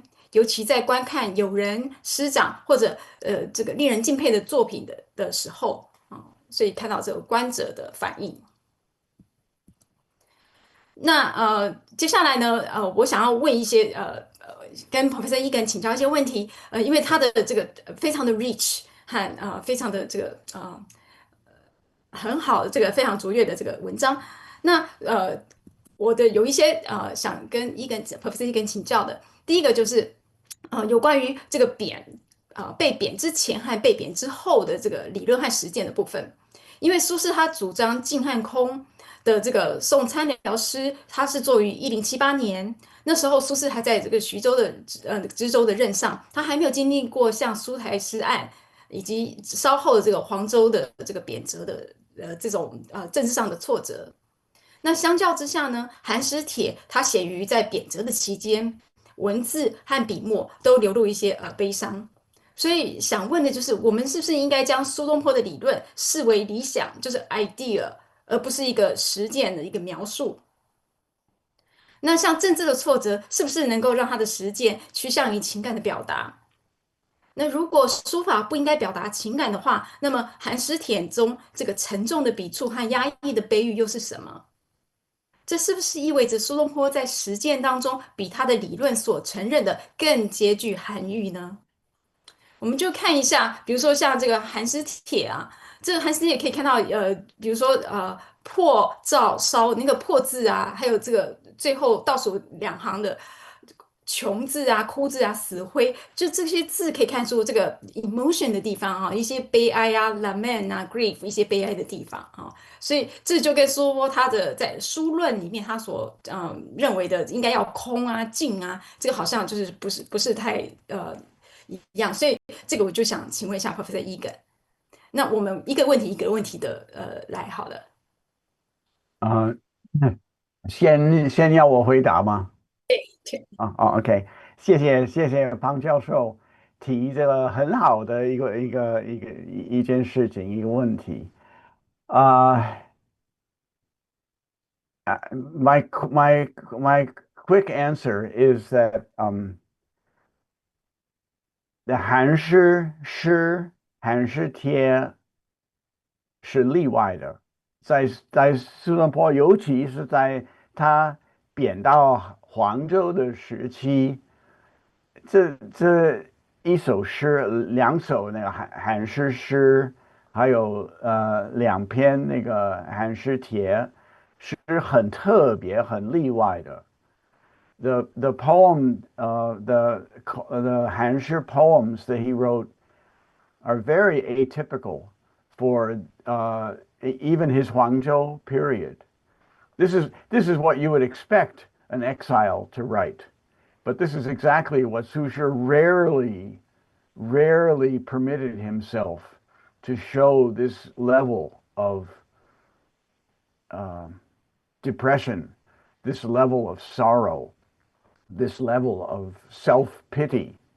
This is very unusual. And so it makes perfectly good sense to me that the calligraphy of this most unusual, this most atypical poem by Su Shi is shown in most unusual, most atypical Su Shi calligraphy. If you think the same period, Huangzhou, if you think of Chi Fu, and you think of Chi Fu Shu Fa, okay, it looks very, very different from Han Shi Tie Shu Fa. And this is much more um, uh, typical and less atypical of Su Shi production. And even if you go into later period when he was exiled to uh, Lingnan, to Huizhou and Hainandao, on his long trip down to Lingnan, he repeatedly wrote out two fu, not Chi Fu, but Zhongshan Song Lao Fu and Dongting Chun Si Fu. And the calligraphy, in that he's on his way into exile. The calligraphy again is very similar to Chi Fu Shu Fa. It's not at all like Han Shi Tie. So I mean I appreciate Pang Jiao asking this. It's a wonderful question, and yes, there's inconsistency. If we just look at Han Shi Tie, it's so full of emotion, both the poem and the calligraphy. But if we understand that that kind of expression of emotion happens only very, very rarely, Su Shi allows himself to do that.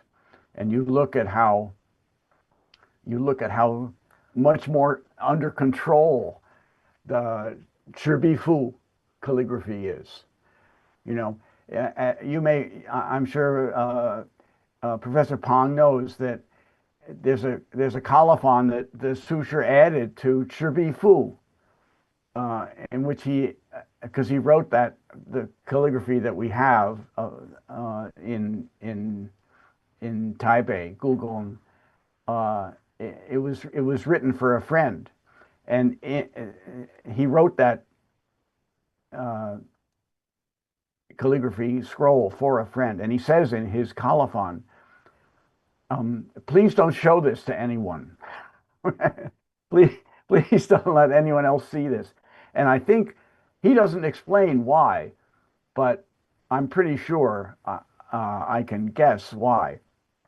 He doesn't want other people, especially people who are his political enemies, he doesn't want them to see this calligraphy, which presents an image of such self-control, of such accommodation.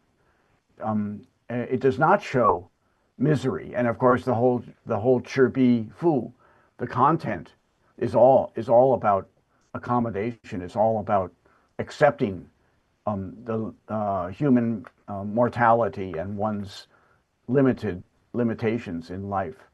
So the Han Shi Tie is a wonderful, and we all love that those poems and the Han Shi Tie calligraphy, but I don't think it's typical of his especially his time in exile.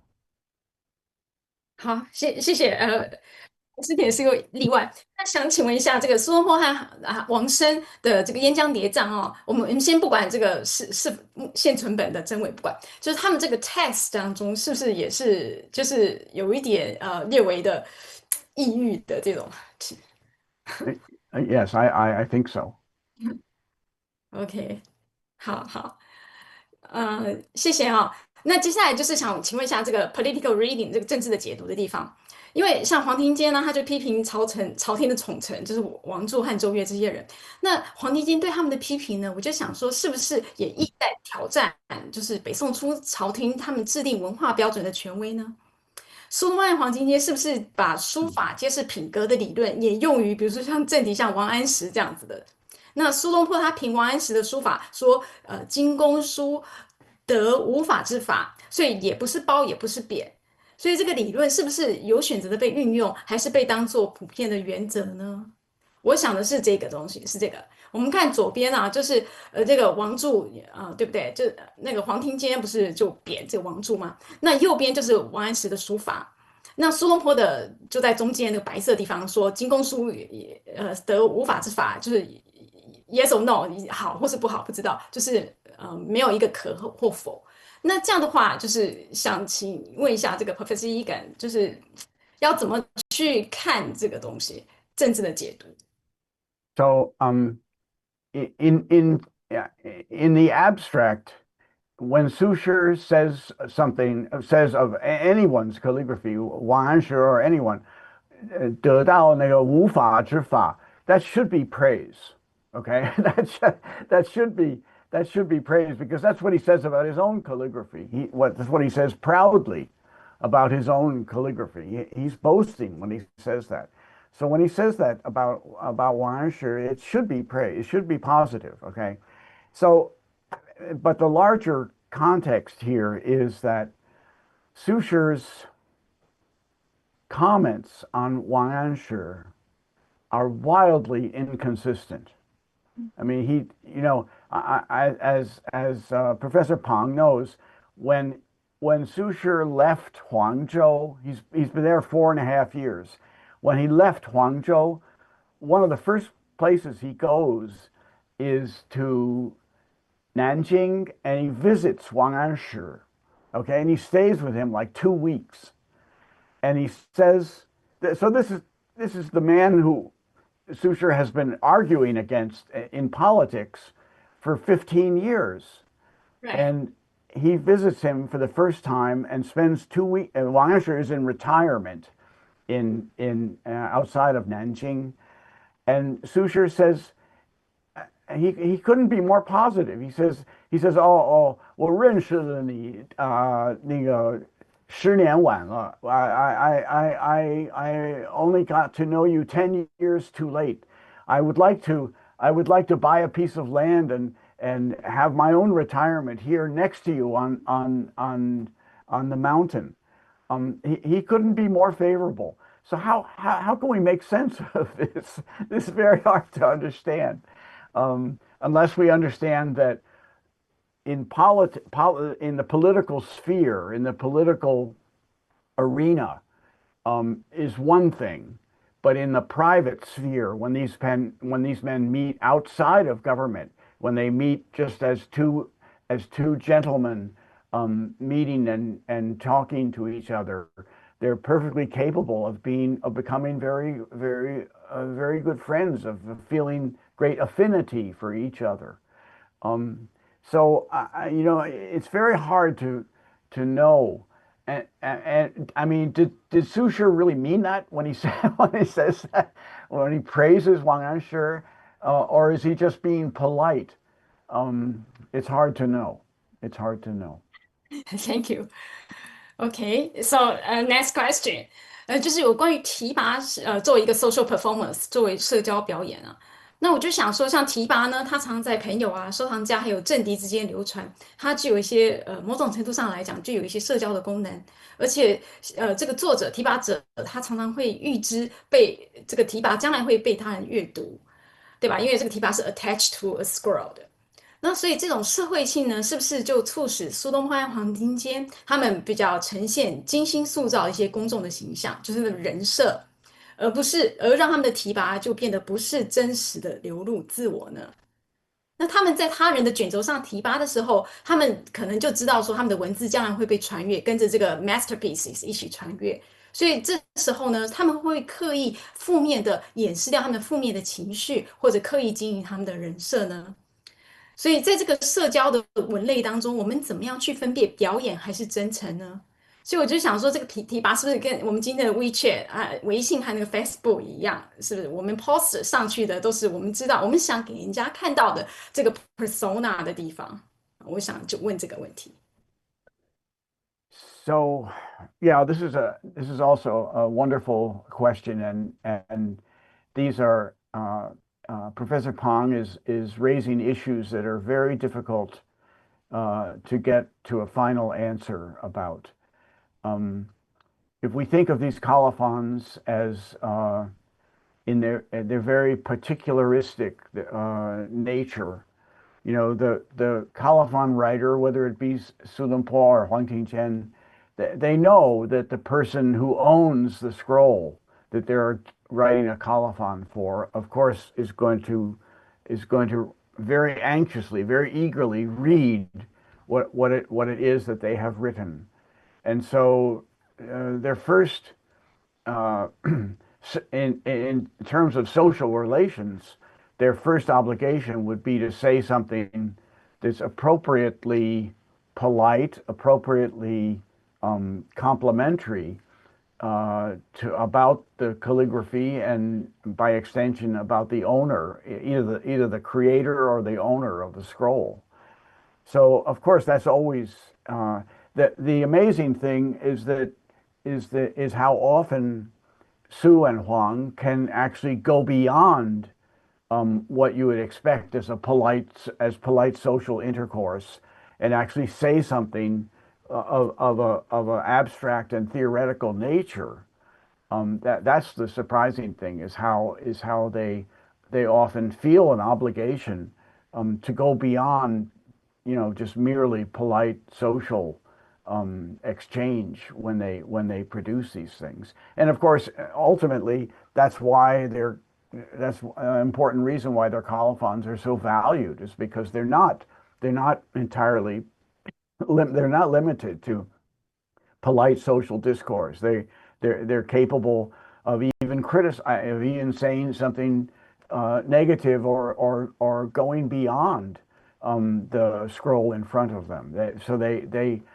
They're striving toward some kind of often more abstract, more general statement about the art of calligraphy, and that's why eventually these colophons are collected together and are treasured as insights. So they are social discourse, and so there's a certain performative aspect of it, and there's certain social niceties that are being observed, and at the same time they strive to go beyond that and to actually say something that's intellectually and aesthetically meaningful and valuable. So they're juggling different roles when they write these colophons. They're writing for the recipient or the owner of the scroll, and they're also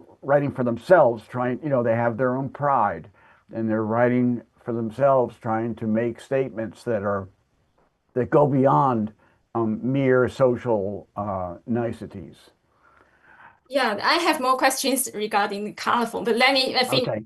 the more important question first. 接下来就是想问一下这个书法思想和实践的部分，就是 calligraphy 这个thought and practice 的部分。我就是想说，这个苏黄他们两个人，他们提倡以书家的品格和修养来去讨论书法，而不是以这个技巧来讨论这个优劣，书法的优劣。但是他们的创作的实践呢，是不是跟他们的理论是一致的？苏东坡他自己自称无法。那黄庭坚他的传世的书籍，比如说像我们右下角看到这个金福坡神词诗卷啊，它这种非常漂亮，这个用笔撇笔捺笔开张，比较夸张的这种45度的这种开张法，还有它的耸右肩的这个节字，它在某种程度来讲呢，它有一点点就是具有表现力啊。我不能够说它炫技，但是它确实就是很漂亮。那这个是不是跟苏黄他们理论上所反对的技法有一点点矛盾呢？那他们的书法的理论，还有他们的就是理论和创作之间，是不是有一些落差？我就是想问这个。然后我们 Okay. Let's take a look very quickly。这些就是我们看这个漂亮的撇捺的开章，还有这个苏东坡和这个黄庭坚，它就是寒食帖后面的跋，它上面就是你讨论的苏东坡的这个书法是陈什么什么杨少师啊李希台。那这个书法在某种程度上来讲，是我们怎么去看它？是平淡天真呢，还是有一点点炫技呢？那像下面这个廉颇蔺相如这个东西啊，就是想问这些问题。好，So you've identified an important issue, and of course, I was in my talk today. I was emphasizing the similarity of Su and Huang in what they say. But if you look at, of course, if you look at their poetry or their calligraphy, they're very different at first sight. Whether you're reading their poetry or looking at their calligraphy, these are men who prided themselves on developing their 各长一家, right? They want to develop their own style. And Huang Tingjian style, especially in poetry and in calligraphy, is extremely distinctive. And absolutely, Professor Pong is right. There's a lot of feeling, a lot of emotion, very very visible in Huang Tingjian. Both the oddity of his poetry and the visual distinctiveness, the visual arresting quality of his Singshu, I mean, it's beautiful, and it doesn't look like you would never call this unexpressive. Okay, it is indeed very expressive. So there's a certain difference between the two men, and if you want a certain inconsistency between what Su Dongpo is saying and the calligraphy of Huang Tingjian. But what Su Shi is saying about Jing and Kong in that poem to Can Liao, one of the reasons I'm so fond of that poem is that I think those lines about the consequence of Jing and Kong, that it allows the poet or the calligrapher to transcend subjectivity. I think those lines could be used as a very good description of a lot of Su Dongpo's own poetry, where he's constantly stepping outside of himself, constantly striving to overcome a subjective view of the world and to accommodate other personalities, other viewpoints that are not necessarily his own. He's remarkably able to do this. So there, I would say, there is it's tempting to see great consistency. Not to say that at times he also doesn't give way to highly emotional expression. Of course, he does that too sometimes. He was human too. Okay, he's not immune to despair. Um, I agree with Professor Pong's comment about Huang Tingjian. Absolutely, yes. That's right.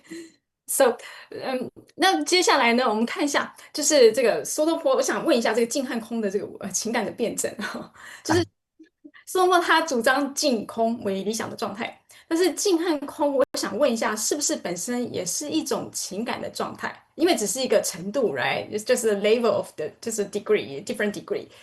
那如果是的话呢，这个苏东坡的立场或许不是拒绝情感，而是用平静而有修养的心境去取代这些激烈动荡的情绪，重新去定义这些情感。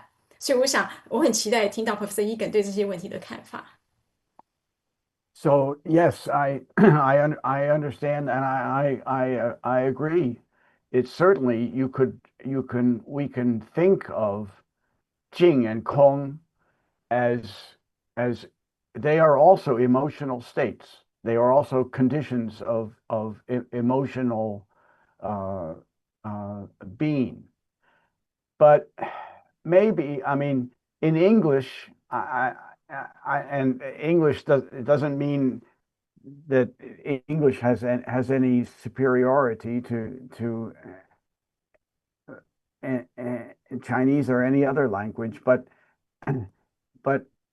when we think of Jing and Kong and we translate those words as stillness and emptiness, we're thinking naturally, I think we think we're talking about a state of mind rather than a state of emotion.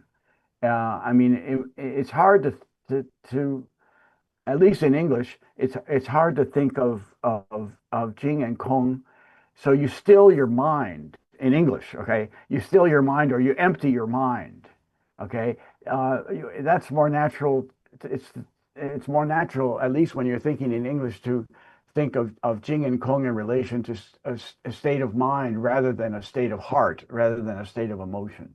But maybe that's just a oddity of English, and I quite agree that yeah, you could characterize Jing and Kong as emotional conditions. It's just that it's an emotional condition marked by the absence of passion, the absence of powerful emotions. That's very nice answer. 那我们就回到这个 color 问题啊，所以我想说，这个 colorful as social gift，提拔作为这个社交的赠品。因为像当后人或者当代嘛，我们把一些送人的提拔就编辑成东坡提拔、山谷提拔、六一提拔。那刚才 Professor 的演讲也讲过，也讲到一些全集之类的。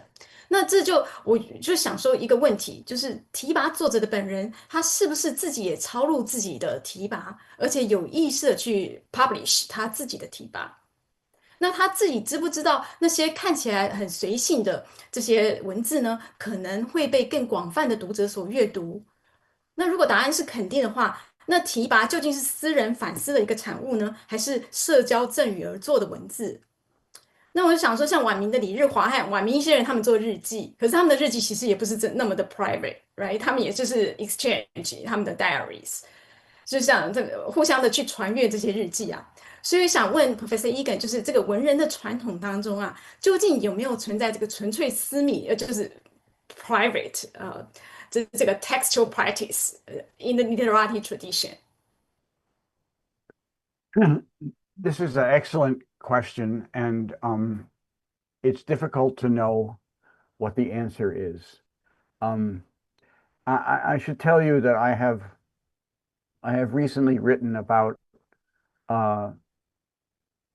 I have a book that's coming out actually next month on the informal prose writing of Su Shi, focusing on 三种，一个是尺读 these informal letters, 一个是提拔 these colophons, and 一种是杂记. So altogether, these three kinds of writings. So now I'm talking about Tiba, not only in terms of colophons on calligraphy, but Tiba on all kind of other topics, and not just art, not just painting and calligraphy, but all kinds of things, even on outings, on food, on household items, etc. Anyway, among those three, well, okay, one point I quickly want to make is that the Tiba, we today think of Tiba as a well-established literary genre, but it wasn't in Beizong times. If you look at the generation before Su Shi, I'm thinking of like Ouyang Xiu, Sima Guang, uh, uh,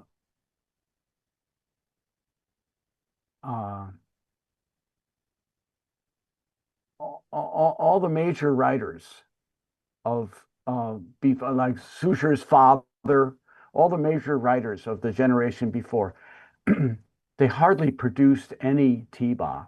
It's amazing how few they produced. Some of them have less than 10.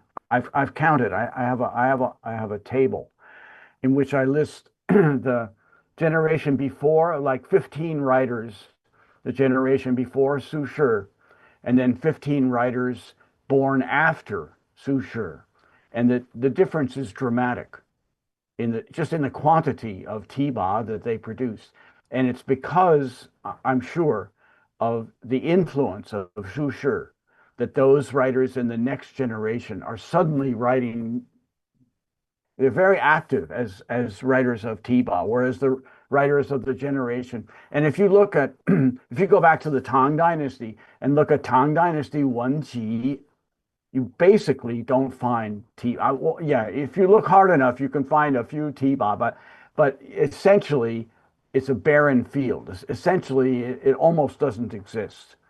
Whereas, as we know, in later times, Mingqing, Wenji are full of Tiba. Okay, and this really begins with Su and Huang. Okay, so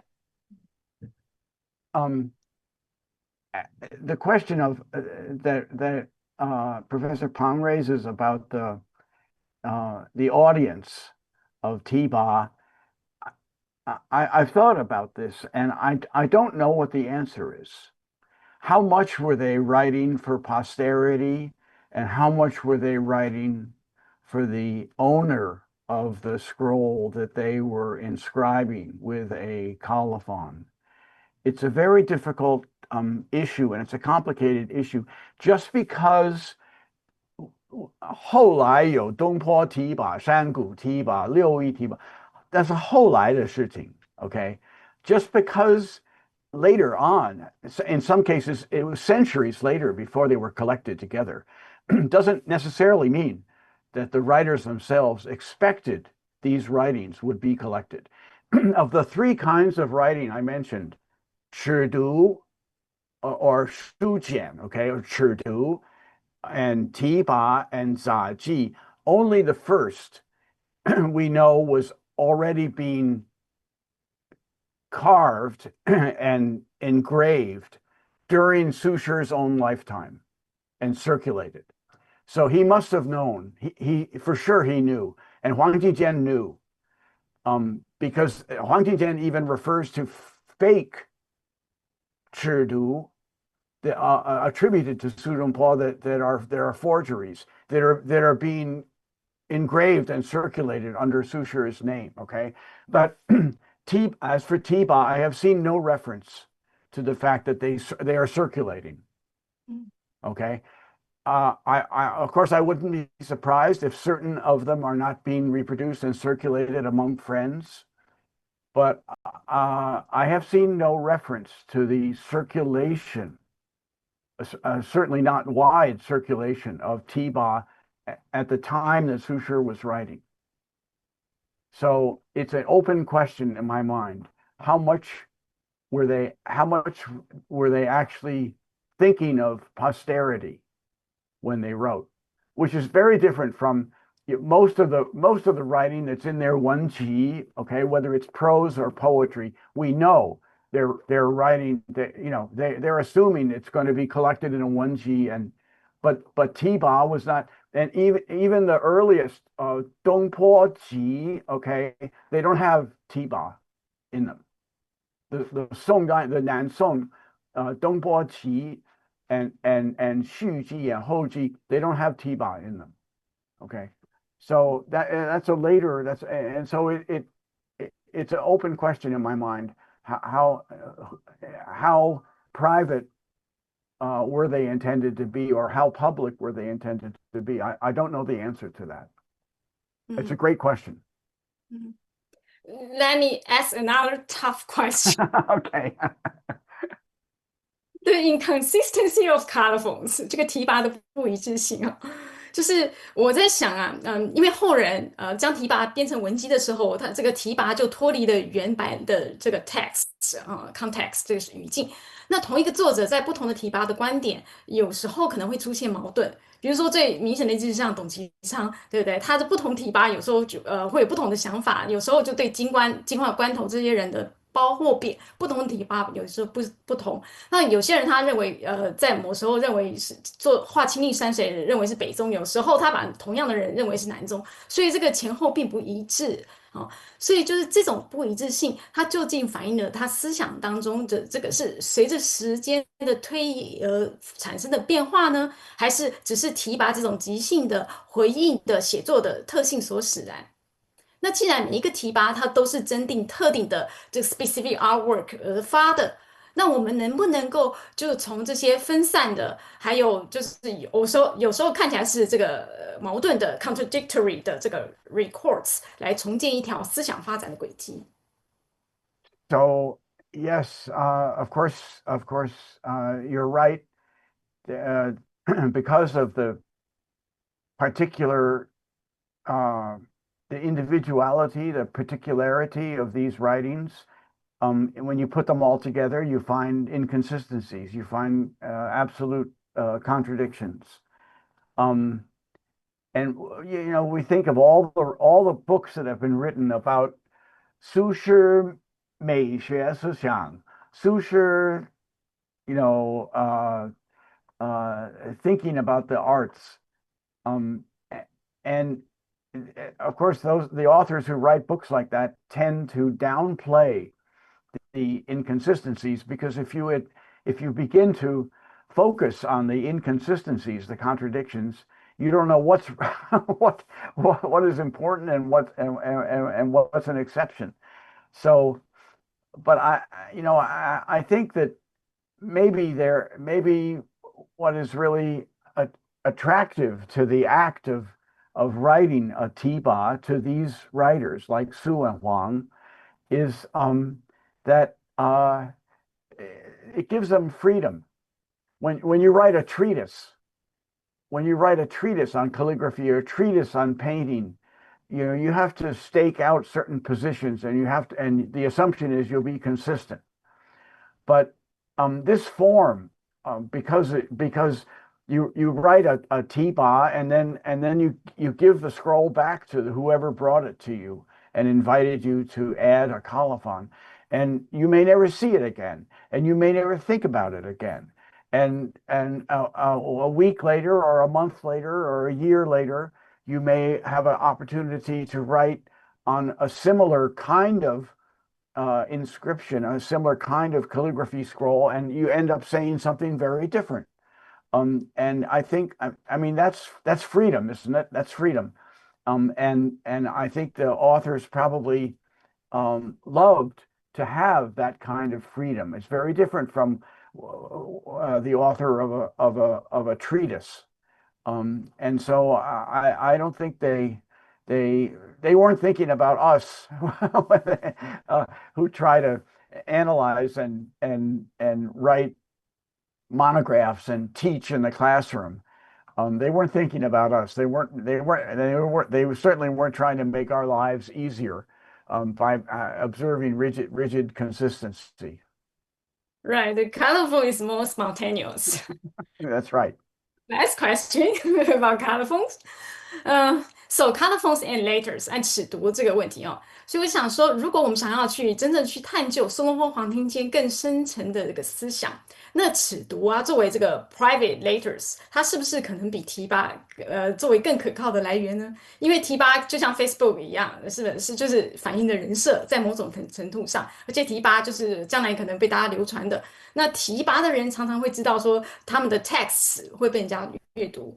可是尺读呢，在某些的private letters，他们可能就不大的一样，就是原则上呢，它可能就是给朋友之间就是比较intimate 的这种书信比较，所以可能看到的人会稍微少一点点这个是 secret 的秘密。那所以我想说，如果苏东坡、黄庭坚他即便在最随性的书写当中，也意识到读者的存在，那尺读是不是更能够直接的窥见他的内心世界呢？ So this is also a great question, and it makes me think about things I haven't necessarily thought about. I mean, why? So in the case of Su Shi, we have today surviving, we have roughly twice as many Chirdu as we have Tiba. There's some 700 plus Tiba and 1,500 plus Chirdu, so it's twice as many. So is that because he wrote twice as many Chirdu as Tiba, or is that because the Chirdu were easier for later people to collect and recover than the Tiba were? I mean, can we imagine that maybe he wrote the same number, the quantity, the quantity of output perhaps was the same or similar, but twice as many Chirdu survived because it was easier for later collectors and editors to locate, to identify people who would have been recipients of Chirdu and to approach them or approach their descendants and get copies. Whereas the people who were the recipients of Tiba, aside from the well-known and obvious ones, a lot of the Tiba, he just writes them because someone shows up at his door and asks him for a quick little note, and then Su Shi doesn't even know this person, and Su Shi wants to get rid of the person, and so he writes a little note very quickly, and then the person goes away, and Su Shi never sees him again.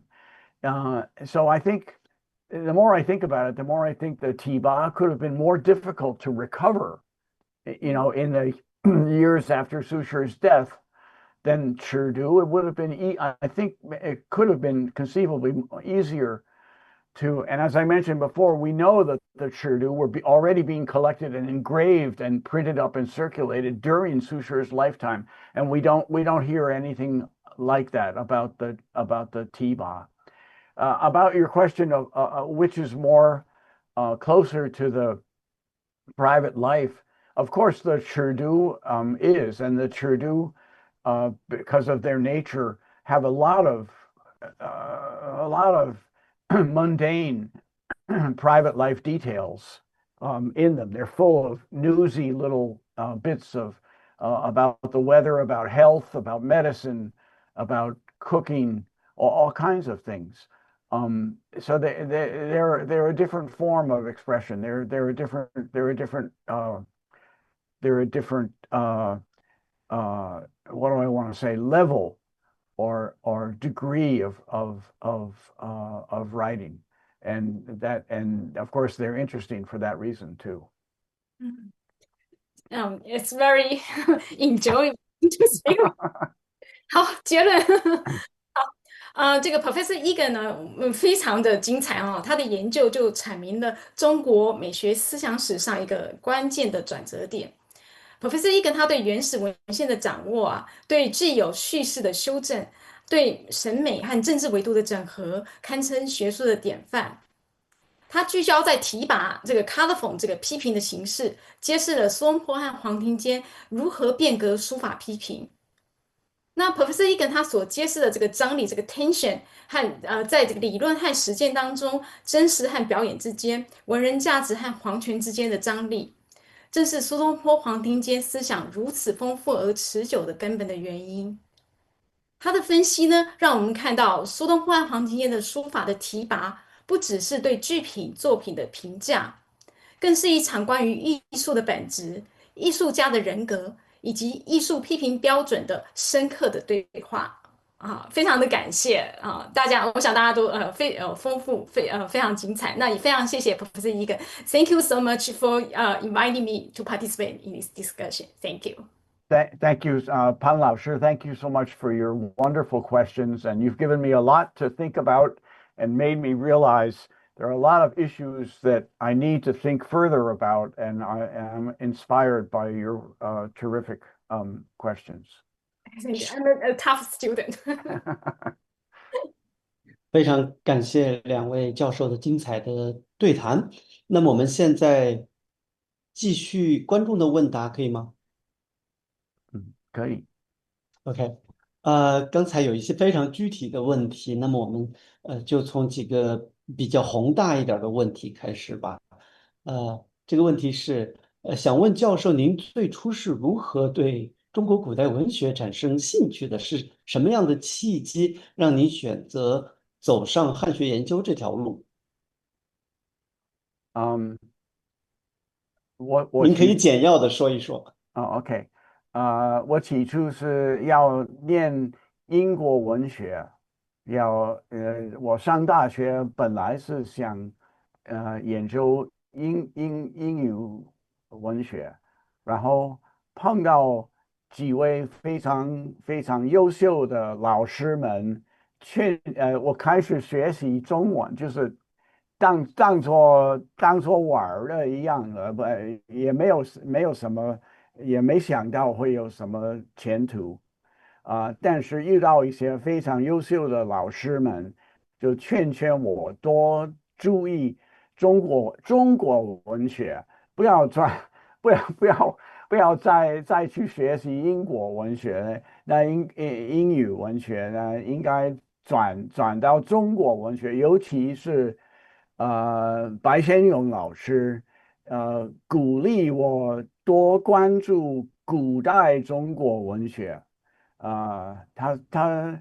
我第一年研究那个普通话的第一年，他就下课那个下班之后，他就专门送给我一本《唐诗三百首》，虽然是我完全看不懂，但是每一周跟他一起读一首，然后慢慢感兴趣，这样就是开始就这样开始了。还蛮精彩的。OK，那么在您看来，中国古典文学与西方文学传统之间最有趣的对话可能发生在哪？啊、也许是因为中国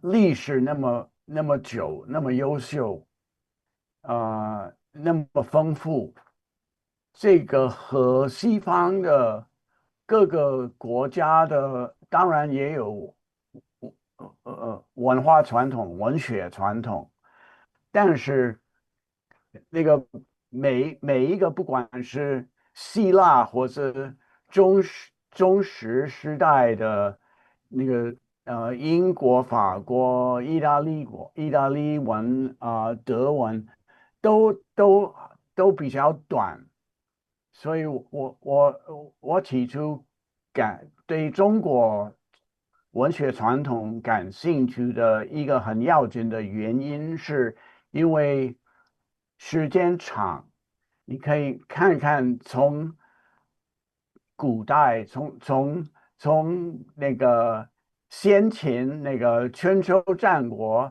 时候，一直到汉代那个唐宋元明清，主要是用同一个语言。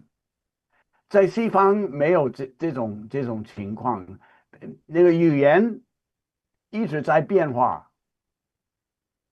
那中文你如果学会那个中文那个文言文，你一下子2000多年的快3000年的文献，你都能看懂。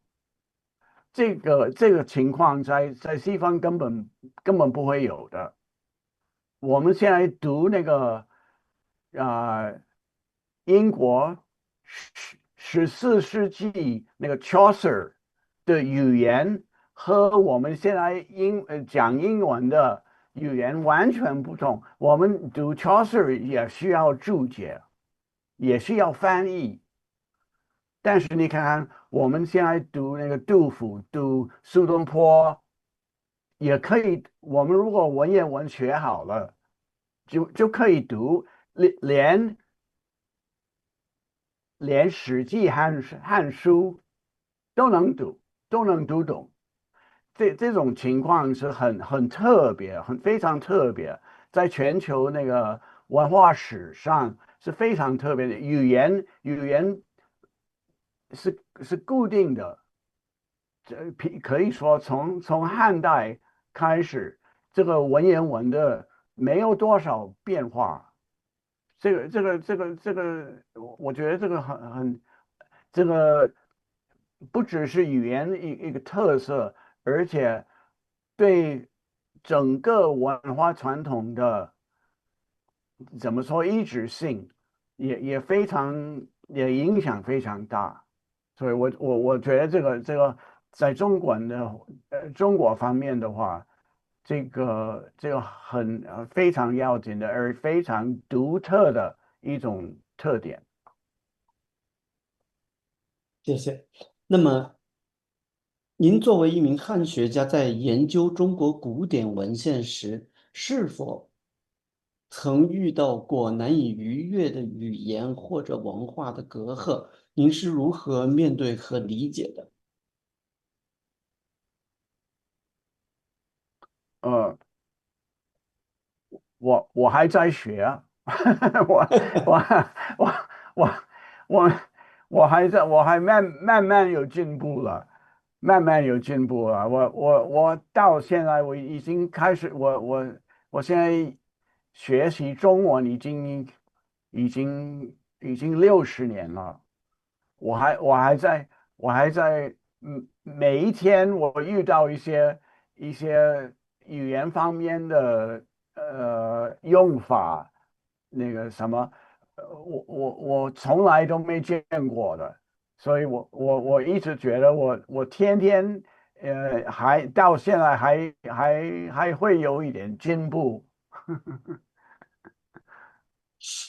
好的。那么我们现在开始一些具体一点儿的问题。这有一个观众呢，他说苏轼的《送申辽诗》，这首诗歌里面的第23句，为什么空顾那万径，这个径是翻译成 sin 而不是 ram 或者 horizon？这里的径是不是更接近于境界？那这个，你做翻译总是中文的每一行每一句每一个字都要做一些决定。那这些决定，经常是偶然做。如果再过一天，再过一个星期回去看，你会觉得，哎。我选择这个 scene 这个字有一点不对，应该换成那个 realm，应该换成那个 situation 什么什么，都是就是当时你一定要做一个选择，但是这选择太多了。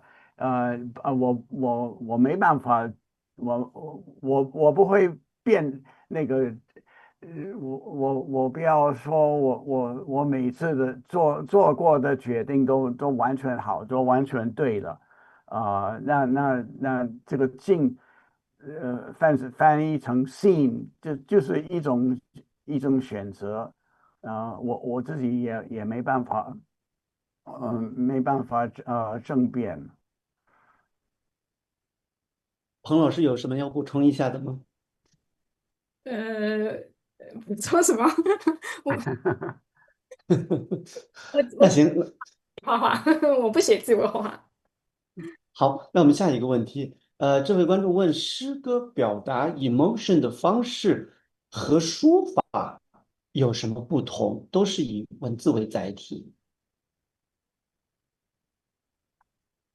Uh, but of course, Shufa is a visual art, right? And so we're looking at the images on the paper and imagining emotion behind it. Um, Now, this gets us into question of perception. Um, is it is it a more to look at a piece of calligraphy? Is it a more subjective thing to move from the visual images in front of our eyes to our speculation about the calligrapher's emotion behind the creation, the production of those images? Whereas if we're reading a poem, of course, there's also room for different interpretations, but the poem uses words, and words seem to be much more definitive, much more concrete and precise in their emotive baggage, in their emotive content than an image. I don't know if Pang Lao Shi would agree with me or not, but it seems to me if you show a bunch of viewers a piece of calligrapher and ask them, so what is the emotion that this conveys? You're probably going to get a very wide range of answers. Whereas if you show the same audience a single poem by somebody and ask what is the emotion, you will also get a range of answers, but maybe that range will be more narrow than the range of answers you will get if you're asking them about the emotion behind a calligraphy, because the visual images that the calligraphy consists of seem to me to be less precise, less definitive about emotion than the words of a poem, because after all, in our lives, we people use words primarily to express ourselves. We don't use images primarily. It is artists who use images to express themselves. The most of us who are not artists are accustomed to using words to express ourselves, not images. So that's why I'm imagining that words are will be more readily understood, having a narrower range of emotional grounding, emotional meaning than images will. But perhaps Professor Pang can add her own thoughts. Yeah, I totally agree. I think calligraphy could be more spontaneous, could be more freedom. 这就是 open 的。Yeah. 好，那么请问教授，您自己写书法吗？您两位老师觉得做书法研究需不需要会书法？I wish I could say that that I can do calligraphy. I'm terrible. If someone hands me a Chinese brush and ink, I want to run out of the room as fast as possible. I'm terrible at it. And the excuse I often use, is that I write with my left hand. I don't write with my right hand. And as you know, it's very 很不顺, it's very inconvenient to do Chinese calligraphy with your left hand. So I use that as an excuse. But then sometimes people have pointed out to me that, in fact, in Chinese tradition, there have been people who are left-handed who have become excellent calligraphers. So my excuse is not a very good one, but I still use it anyway. 我的话就是我自己也不写书法，我自己画画而已。那我觉得画画对于研究绘画史确实很有帮助，因为对于这个 brushwork 的这种感应会稍微更强一点点，所以以画画来讲确实有帮助。好，这个问题是一个人的学问如何通过书法得以体现？苏轼是如何看待这一点的？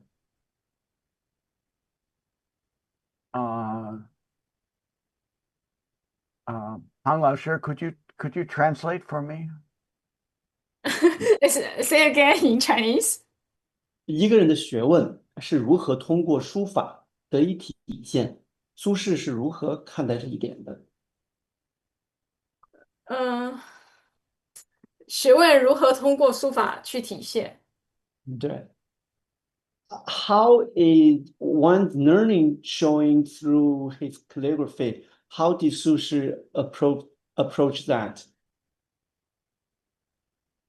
Well, that's an excellent question. And I wish I had a clear answer. So either Su Shi or Huang Tingjian. Well, what is Huang Tingjian seeing when he looks at Wang Zhu and Zhou Yue, and he says the problem is 他们胸字不好，胸字不对。What is he reacting to? I mean, it's very hard, right? It's very hard for us to know. What is he seeing? What is he reacting to? Does he really mean that? I mean, I can think of a couple possibilities. Maybe he means that they haven't succeeded in 自成一家.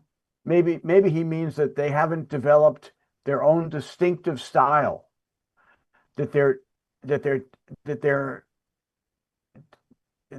what they're producing is too imitative of other styles. Because both Su and Huang are they prioritize 自成一家, right? And I don't know. I don't know what Huang Tingjian is, or is he noticing something else? Or is he just imagining because he knows they're court officials? Is he just imagining that they are limited in their creativity? I don't know. I wish I could say. What exactly is he noticing? What exactly is he dissatisfied with?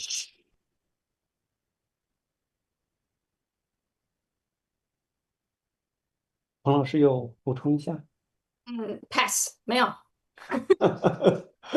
好，为什么宋代题跋要比书谱这些书论更能代表时代书法思想？元明清的信札、笔记、日记中的书论也是如此吗？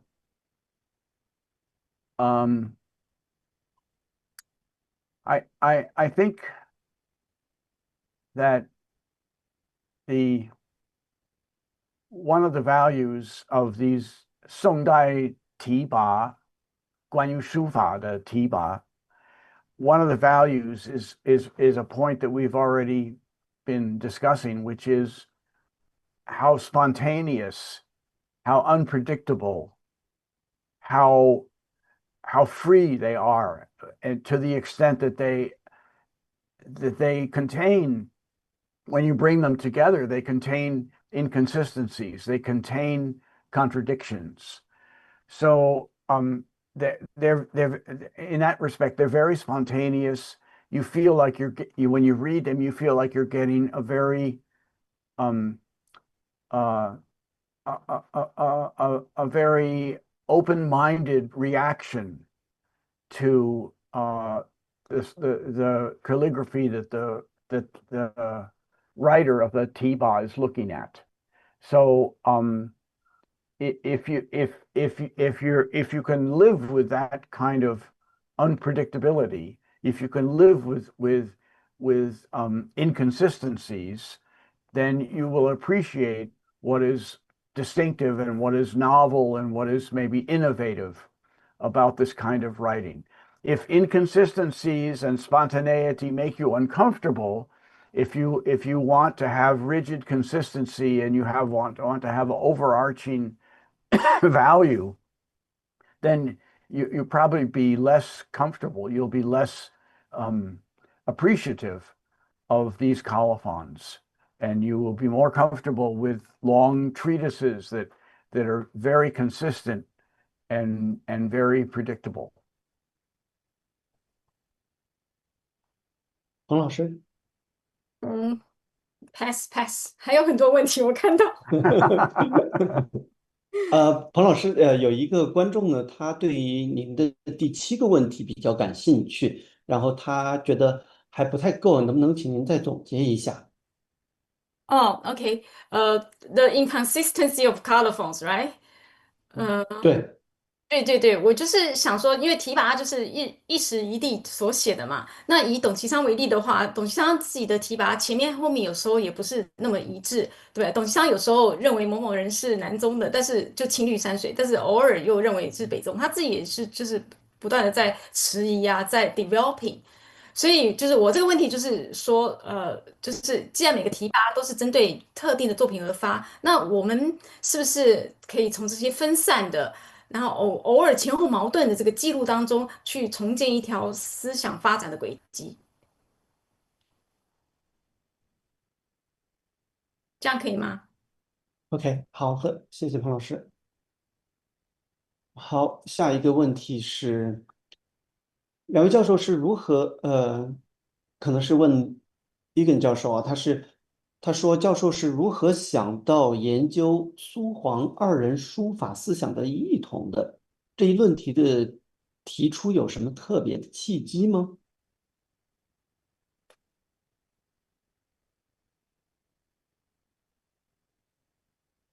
？Well, because they themselves show such interest in producing these colophons.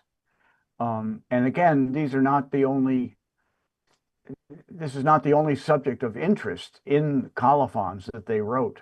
There's all kind of other subjects including daily life and friendships with others in their lives, including food, including painting, including inkstones, including gifts that are exchanged between people. There's all kind of subjects, and this subject of calligraphy and colophons is an important subject, and it occupies a large quantity of a large percentage of their colophons, but it's not the only subject. But I've become interested in everything, that all different kinds of writing that especially Susher produces, and I'm in the process of compiling a bilingual selection of his works of all different genres of writing, and colophons are well represented in my selection because I just think they're very interesting and they're very distinctive. 好的，下一个问题是，部分学者认为黄庭坚把苏轼的寒食帖比苏轼正文的字还要大，那么是暗含了与苏轼竞争书法，成就自己的经典地位。您赞同这个说法吗？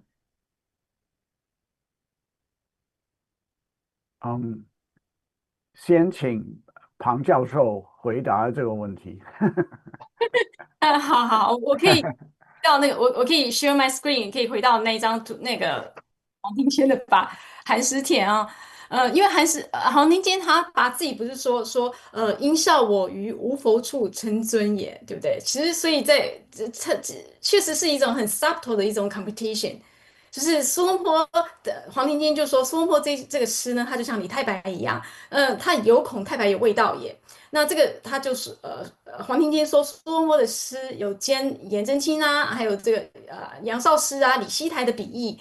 那如果让苏东坡再重写一次的话，也没有办法，未必能够写到这么好。那我的这个黄庭坚，我的这个提拔就附在苏东坡的后面，苏东坡可能会笑我无佛处成尊，这是一种很文人之间很雅的一种 subtle very nuanced 的这种我不能说 competition，但是就是附庸风雅很雅的这种，我不能说比较，但是就是这种compare。So I'd like to add something that, of course, these writers, they're good friends. They know each other very well, and when they exchange uh, communications, whether it's poetry or one person inscribing a colophon on another person's calligraphy, or writing 词韵诗, right? Poems in response to each other. There's always an element of competition. There's always an element of friendly uh, exchange and trying. I mean, when they get together, when they write to each other, they joke a lot. They tease each other a lot, and they have a lot of fun. And that's true of Huang Tingjian. That's true of Wan Tong, the bamboo painter, and Su Shi. They joke a lot with each other, and they tease each other, and they try to outdo each other when they write 词韵诗. So this is one of the ways that they show their friendship. 好的，谢谢两位。下一个问题是说，艾先生曾经在三苏学刊上发表文章研究苏轼、苏辙兄弟。那么他的问题是，这种兄弟情在西方人看来是怎么样的呢？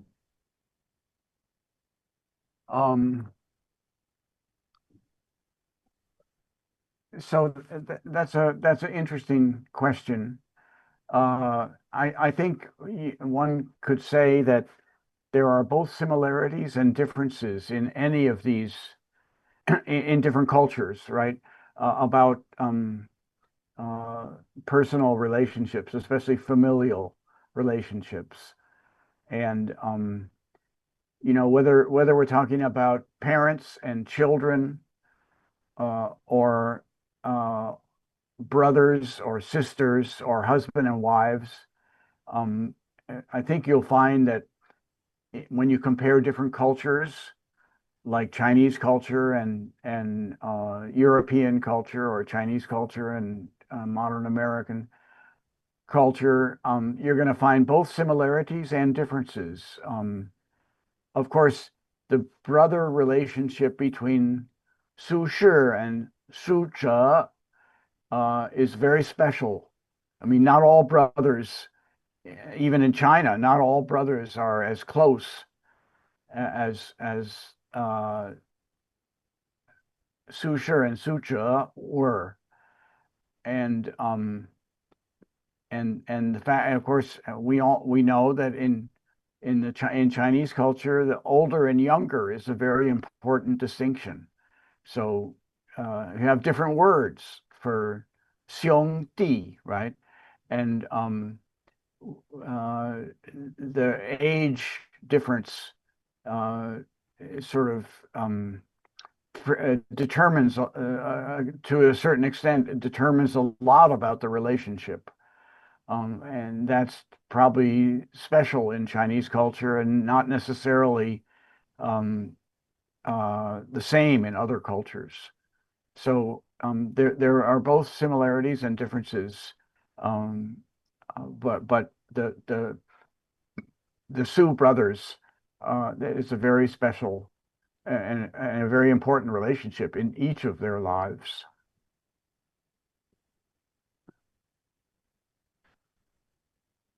彭老师，您要补充一点吗？没有，我是就是看到有一个观众说叫我第七页再秀一下，所以我现在就秀了这个第七页。好，下一个问题是说提拔和尺牍谁更容易被流传保存呢？相对来说，尺读内容的真实性是否比提拔更加客观，更加接近事实本身？似乎很多提拔都有较多恭维的言辞。Well, the content, is going to be of these two types of writing is going to be very different. And the questioner is right. The Churdu is going to be more predictably more highly biographical than T-Bar may not have any biographical element in it at all, whereas the Churdu you expect to be highly biographical. But it's interesting that so if we think of Su Huang, Churdu, they begin to be collected and reproduced and circulated in their own lifetime. So what is it that attracts people? It's probably more than one characteristic, right? It's are they more interested in the content or are they more interested in the calligraphy? It's probably hard to say. It probably depends on who's doing the collecting. Some people, I'm sure, appreciate them primarily for the calligraphy. Other people may appreciate them primarily for the biographical information they contain, and only secondarily for the calligraphy. But then the next person, it will be the opposite. The Southern Song poet Lu Yo was a great fan of Dongpo Chidu. He had a collection, a 10 collection of Dongpo Chidu, and he says it never left his hand for 10 years. He never put it down. Imagine that. And you can't tell when he talks about it. You can't tell, is he talking about the calligraphy or is he talking about the content apart from the calligraphy? A lot of what he says, it seems to apply to both. So it's a very interesting case. 王老师没有。没有。好，这是一个最新的问题啊。他说给教授问好，他是2001年教授在 UCSB 的学生，他没有说他的名字啊。然后是吗？对他没说他的名字。他的问题是，他说您也研究钱钟书，那么他说钱钟书有撰写过苏轼或黄庭坚书法思想的论文吗？他有什么样的看法呢？据我所知道，钱钟书没有写过东坡或黄庭坚书法。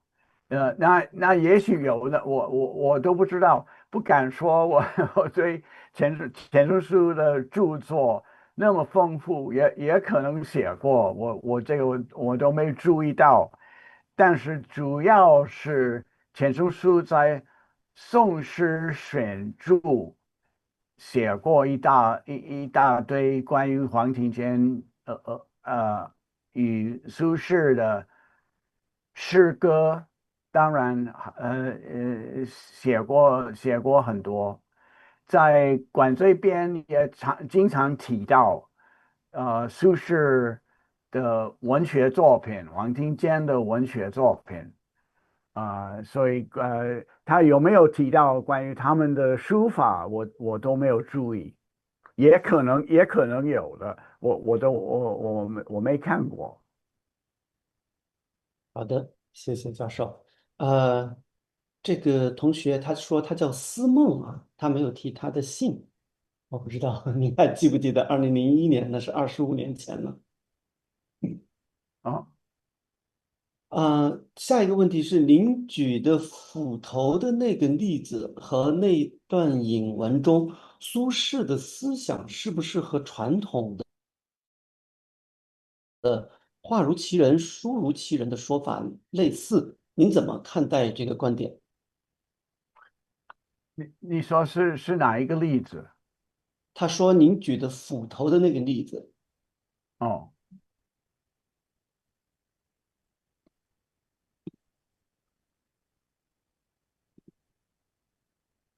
，I would say the emphasis on the mind, the mindset of the calligrapher is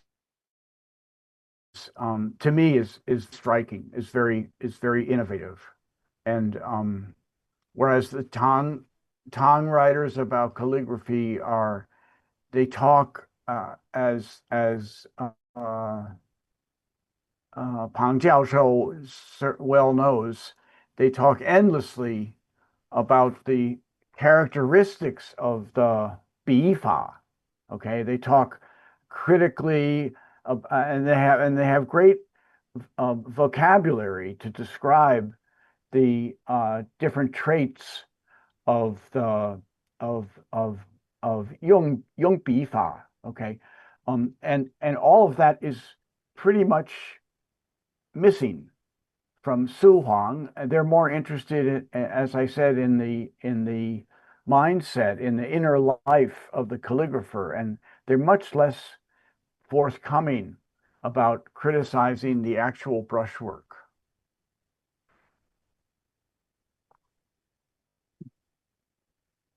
这位提问的观众啊，他好像没有说的很清楚啊。他说邻居偷东西的那个例子有吗？好像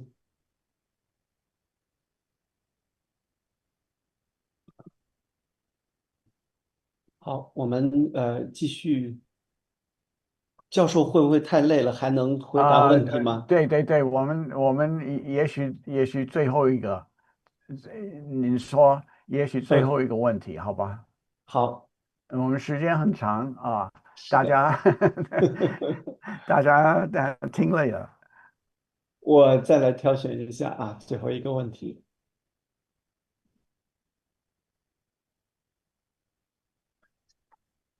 最后一个问题，然后再请教授做一个总结啊。那么啊这个问题是对于今天的大部分观众来说，提拔似乎只是作品旁边的一段文字，但是对于宋代的文人而言，它往往是一种交流、一种纪念，甚至是情感表达的方式。两位老师认为提拔在中国艺术史中究竟扮演了怎样特殊的角色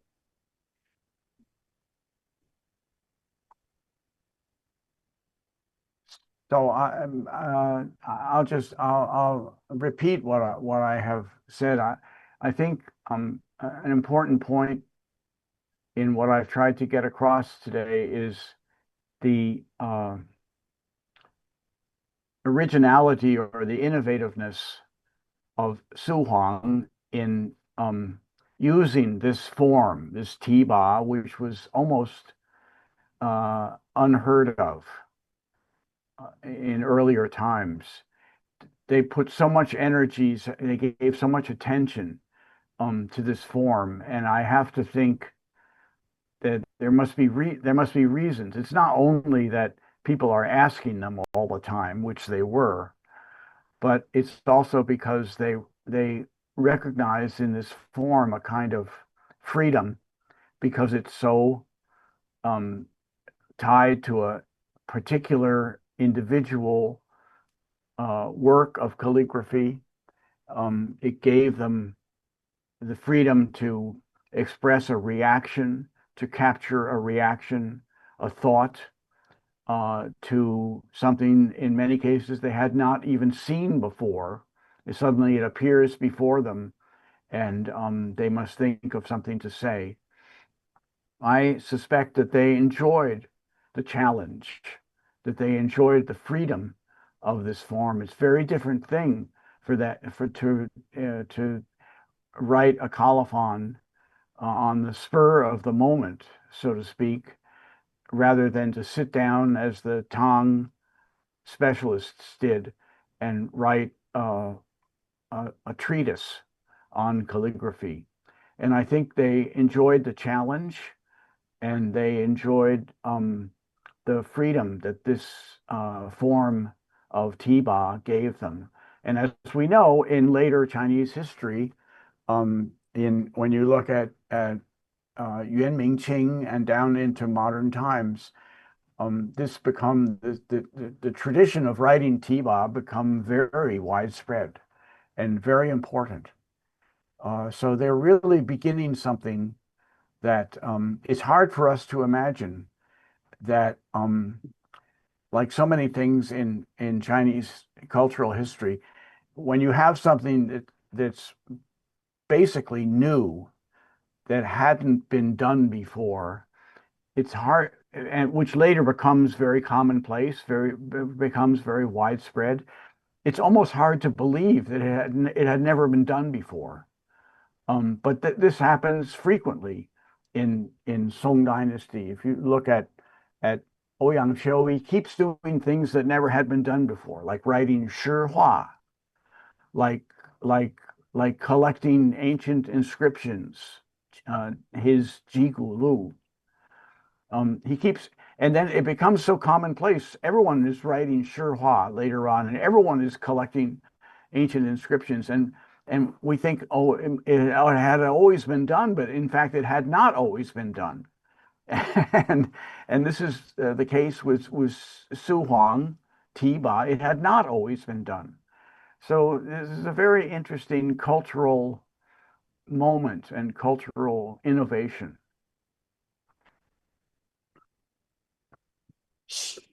那对艺术史来讲的话，提拔呢，就像这个告诉我们这个 social networking，告诉我们他们的朋友圈一样，就像 Twitter 和朋友圈一样，告诉我们这个 friendship。那还有提拔对书画史来讲，还有一个很重要的功能，就是它告诉我们，它帮助我们去 reconstruct transmission history，就是帮助我们去重建一件书画的流传史，告诉我们这个 afterlife of an object，就是这个书画作品它之后经过宋元明清哪些朝代哪些收藏家，那这个对书画鉴定是非常非常重要的。所以提拔就是书画鉴定都是很重要，一定要看，跟那个印章一样哈。就是除了提拔，还有提拔上面的印章，就是都是很重要的 for reconstruct transmission history。好的，谢谢两位教授。两位教授在今天的分享过程当中呢，都有提到你们将有新的书会出版。那么最后啊，再请两位教授来帮我们分享一下当代，就是当下的汉学研究在美国乃至是全球的一个变化，或者是一个有哪些值得关注的一个趋势。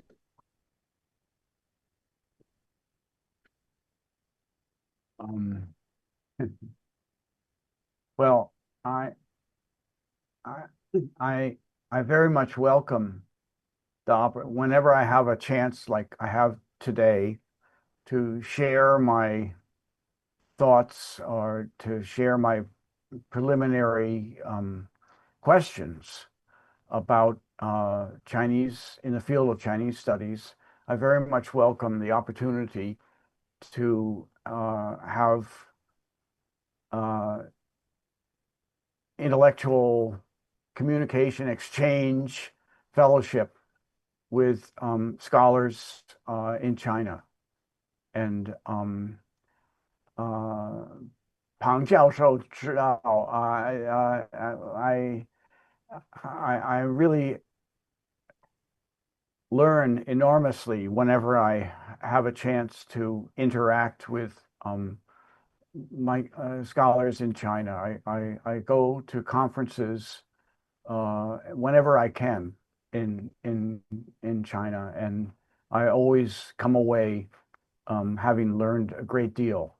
So this kind of exchange between those of us who are outside of China working in the field of Chinese studies, Chinese scholarship, it's very important for us, and especially for me, to maintain contact, maintain scholarly communication with my counterparts in China who who usually know far more than I do about and from whom I learn enormous amount. So this is something I have been pursuing through the years. 那就书画史来讲，因为我研究书画，所以我就 speak for painting。书画史来讲的话，我感觉就是在西方汉学书画他们有3点吧。第一个就是他们可能比较越来越多用 AI 的这个例子，然后第二个就是比如说像传统我们可能研究这个 landscape 这个山水画，那现在美国的话，比如说我可能就用这个 eco art history 啊，就是这个环境生态史来注入这个山水画的研究当中。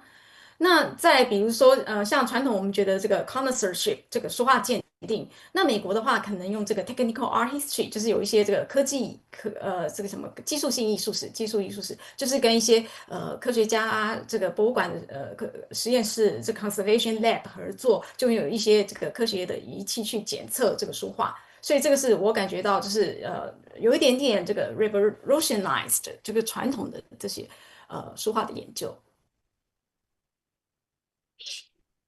好的，谢谢两位教授。我们今天特别感谢两位教授啊，他们都在加州，跟我们北京有15个小时的时差，对吗？所以呢，当我们问起教授什么时间最合适的时候，教授是问我们什么时间对于我们的观众最好。所以我们说其实是北京时间的下午或者是晚上。那么教授最终牺牲自己的时间啊。来给观众更多的便利，所以呢，教授其实今天讲座开始的时间，北京时间8点钟是2位教授的凌晨5点钟开始，但是实际上我们知道伊根教授是早上3点半起床，然后还穿了，我估计是不是还穿了西装，打了领带，然后踩自行车去办公室，然后跟我们精心准备今天的讲座，我们十分感谢2位教授，而且今年据教授自己说是他从教50周年啊，今年是78岁了，将近80岁，然后这是头一回在凌晨5点钟给大家开讲啊，我们给2位教授鼓个掌啊，虽然2位教授听不到，那么由于时间的关系呢，我们今天的讲座就临近尾声，感到意犹未尽的书友们呢，也可以点击屏幕下方的购物袋，了解这本《情动与悟性：中国艺术中的情感》以及知大东亚艺术史文丛的其他相关书籍。那么，想要观看这期视频回放的朋友们，只需要关注家族书局的视频号，点击我们屏幕左上角的这个白色头像，就可以去关注我们，找到讲座结束之后呢，找到这次讲座的回放。那么接下来呢，7月4号就是本周六，我们邀请到清华大学美术学院的李静副教授，将结合自身的玻璃艺术创作，围绕路易威登 S84文化艺术空间的展览《光之三重奏》来展开分享。那么这场讲座也是有线下的，欢迎大家到线下来听讲座和看展。那么7月14号呢，我们是邀请到加州大学洛杉矶分校的罗泰教授，将为大家带来情动与悟性系列讲座的最后一讲，第4讲，来探讨战国铜镜的若干思考。那么8月13号呢，我们邀请到普林斯顿大学的王振华教授来为他的新书进行分享。那么刚才伊根教授也提到，他在下个月就有自己的最新的一本著作，我们也期待看看是否能在将来再请伊根教授来进行更多的分享。那么最后呢，各位书友别忘了点击关注，预约我们的讲座，感谢大家的支持。期待在下一次讲座当中与大家再见。我们再次感谢2位教授，再见。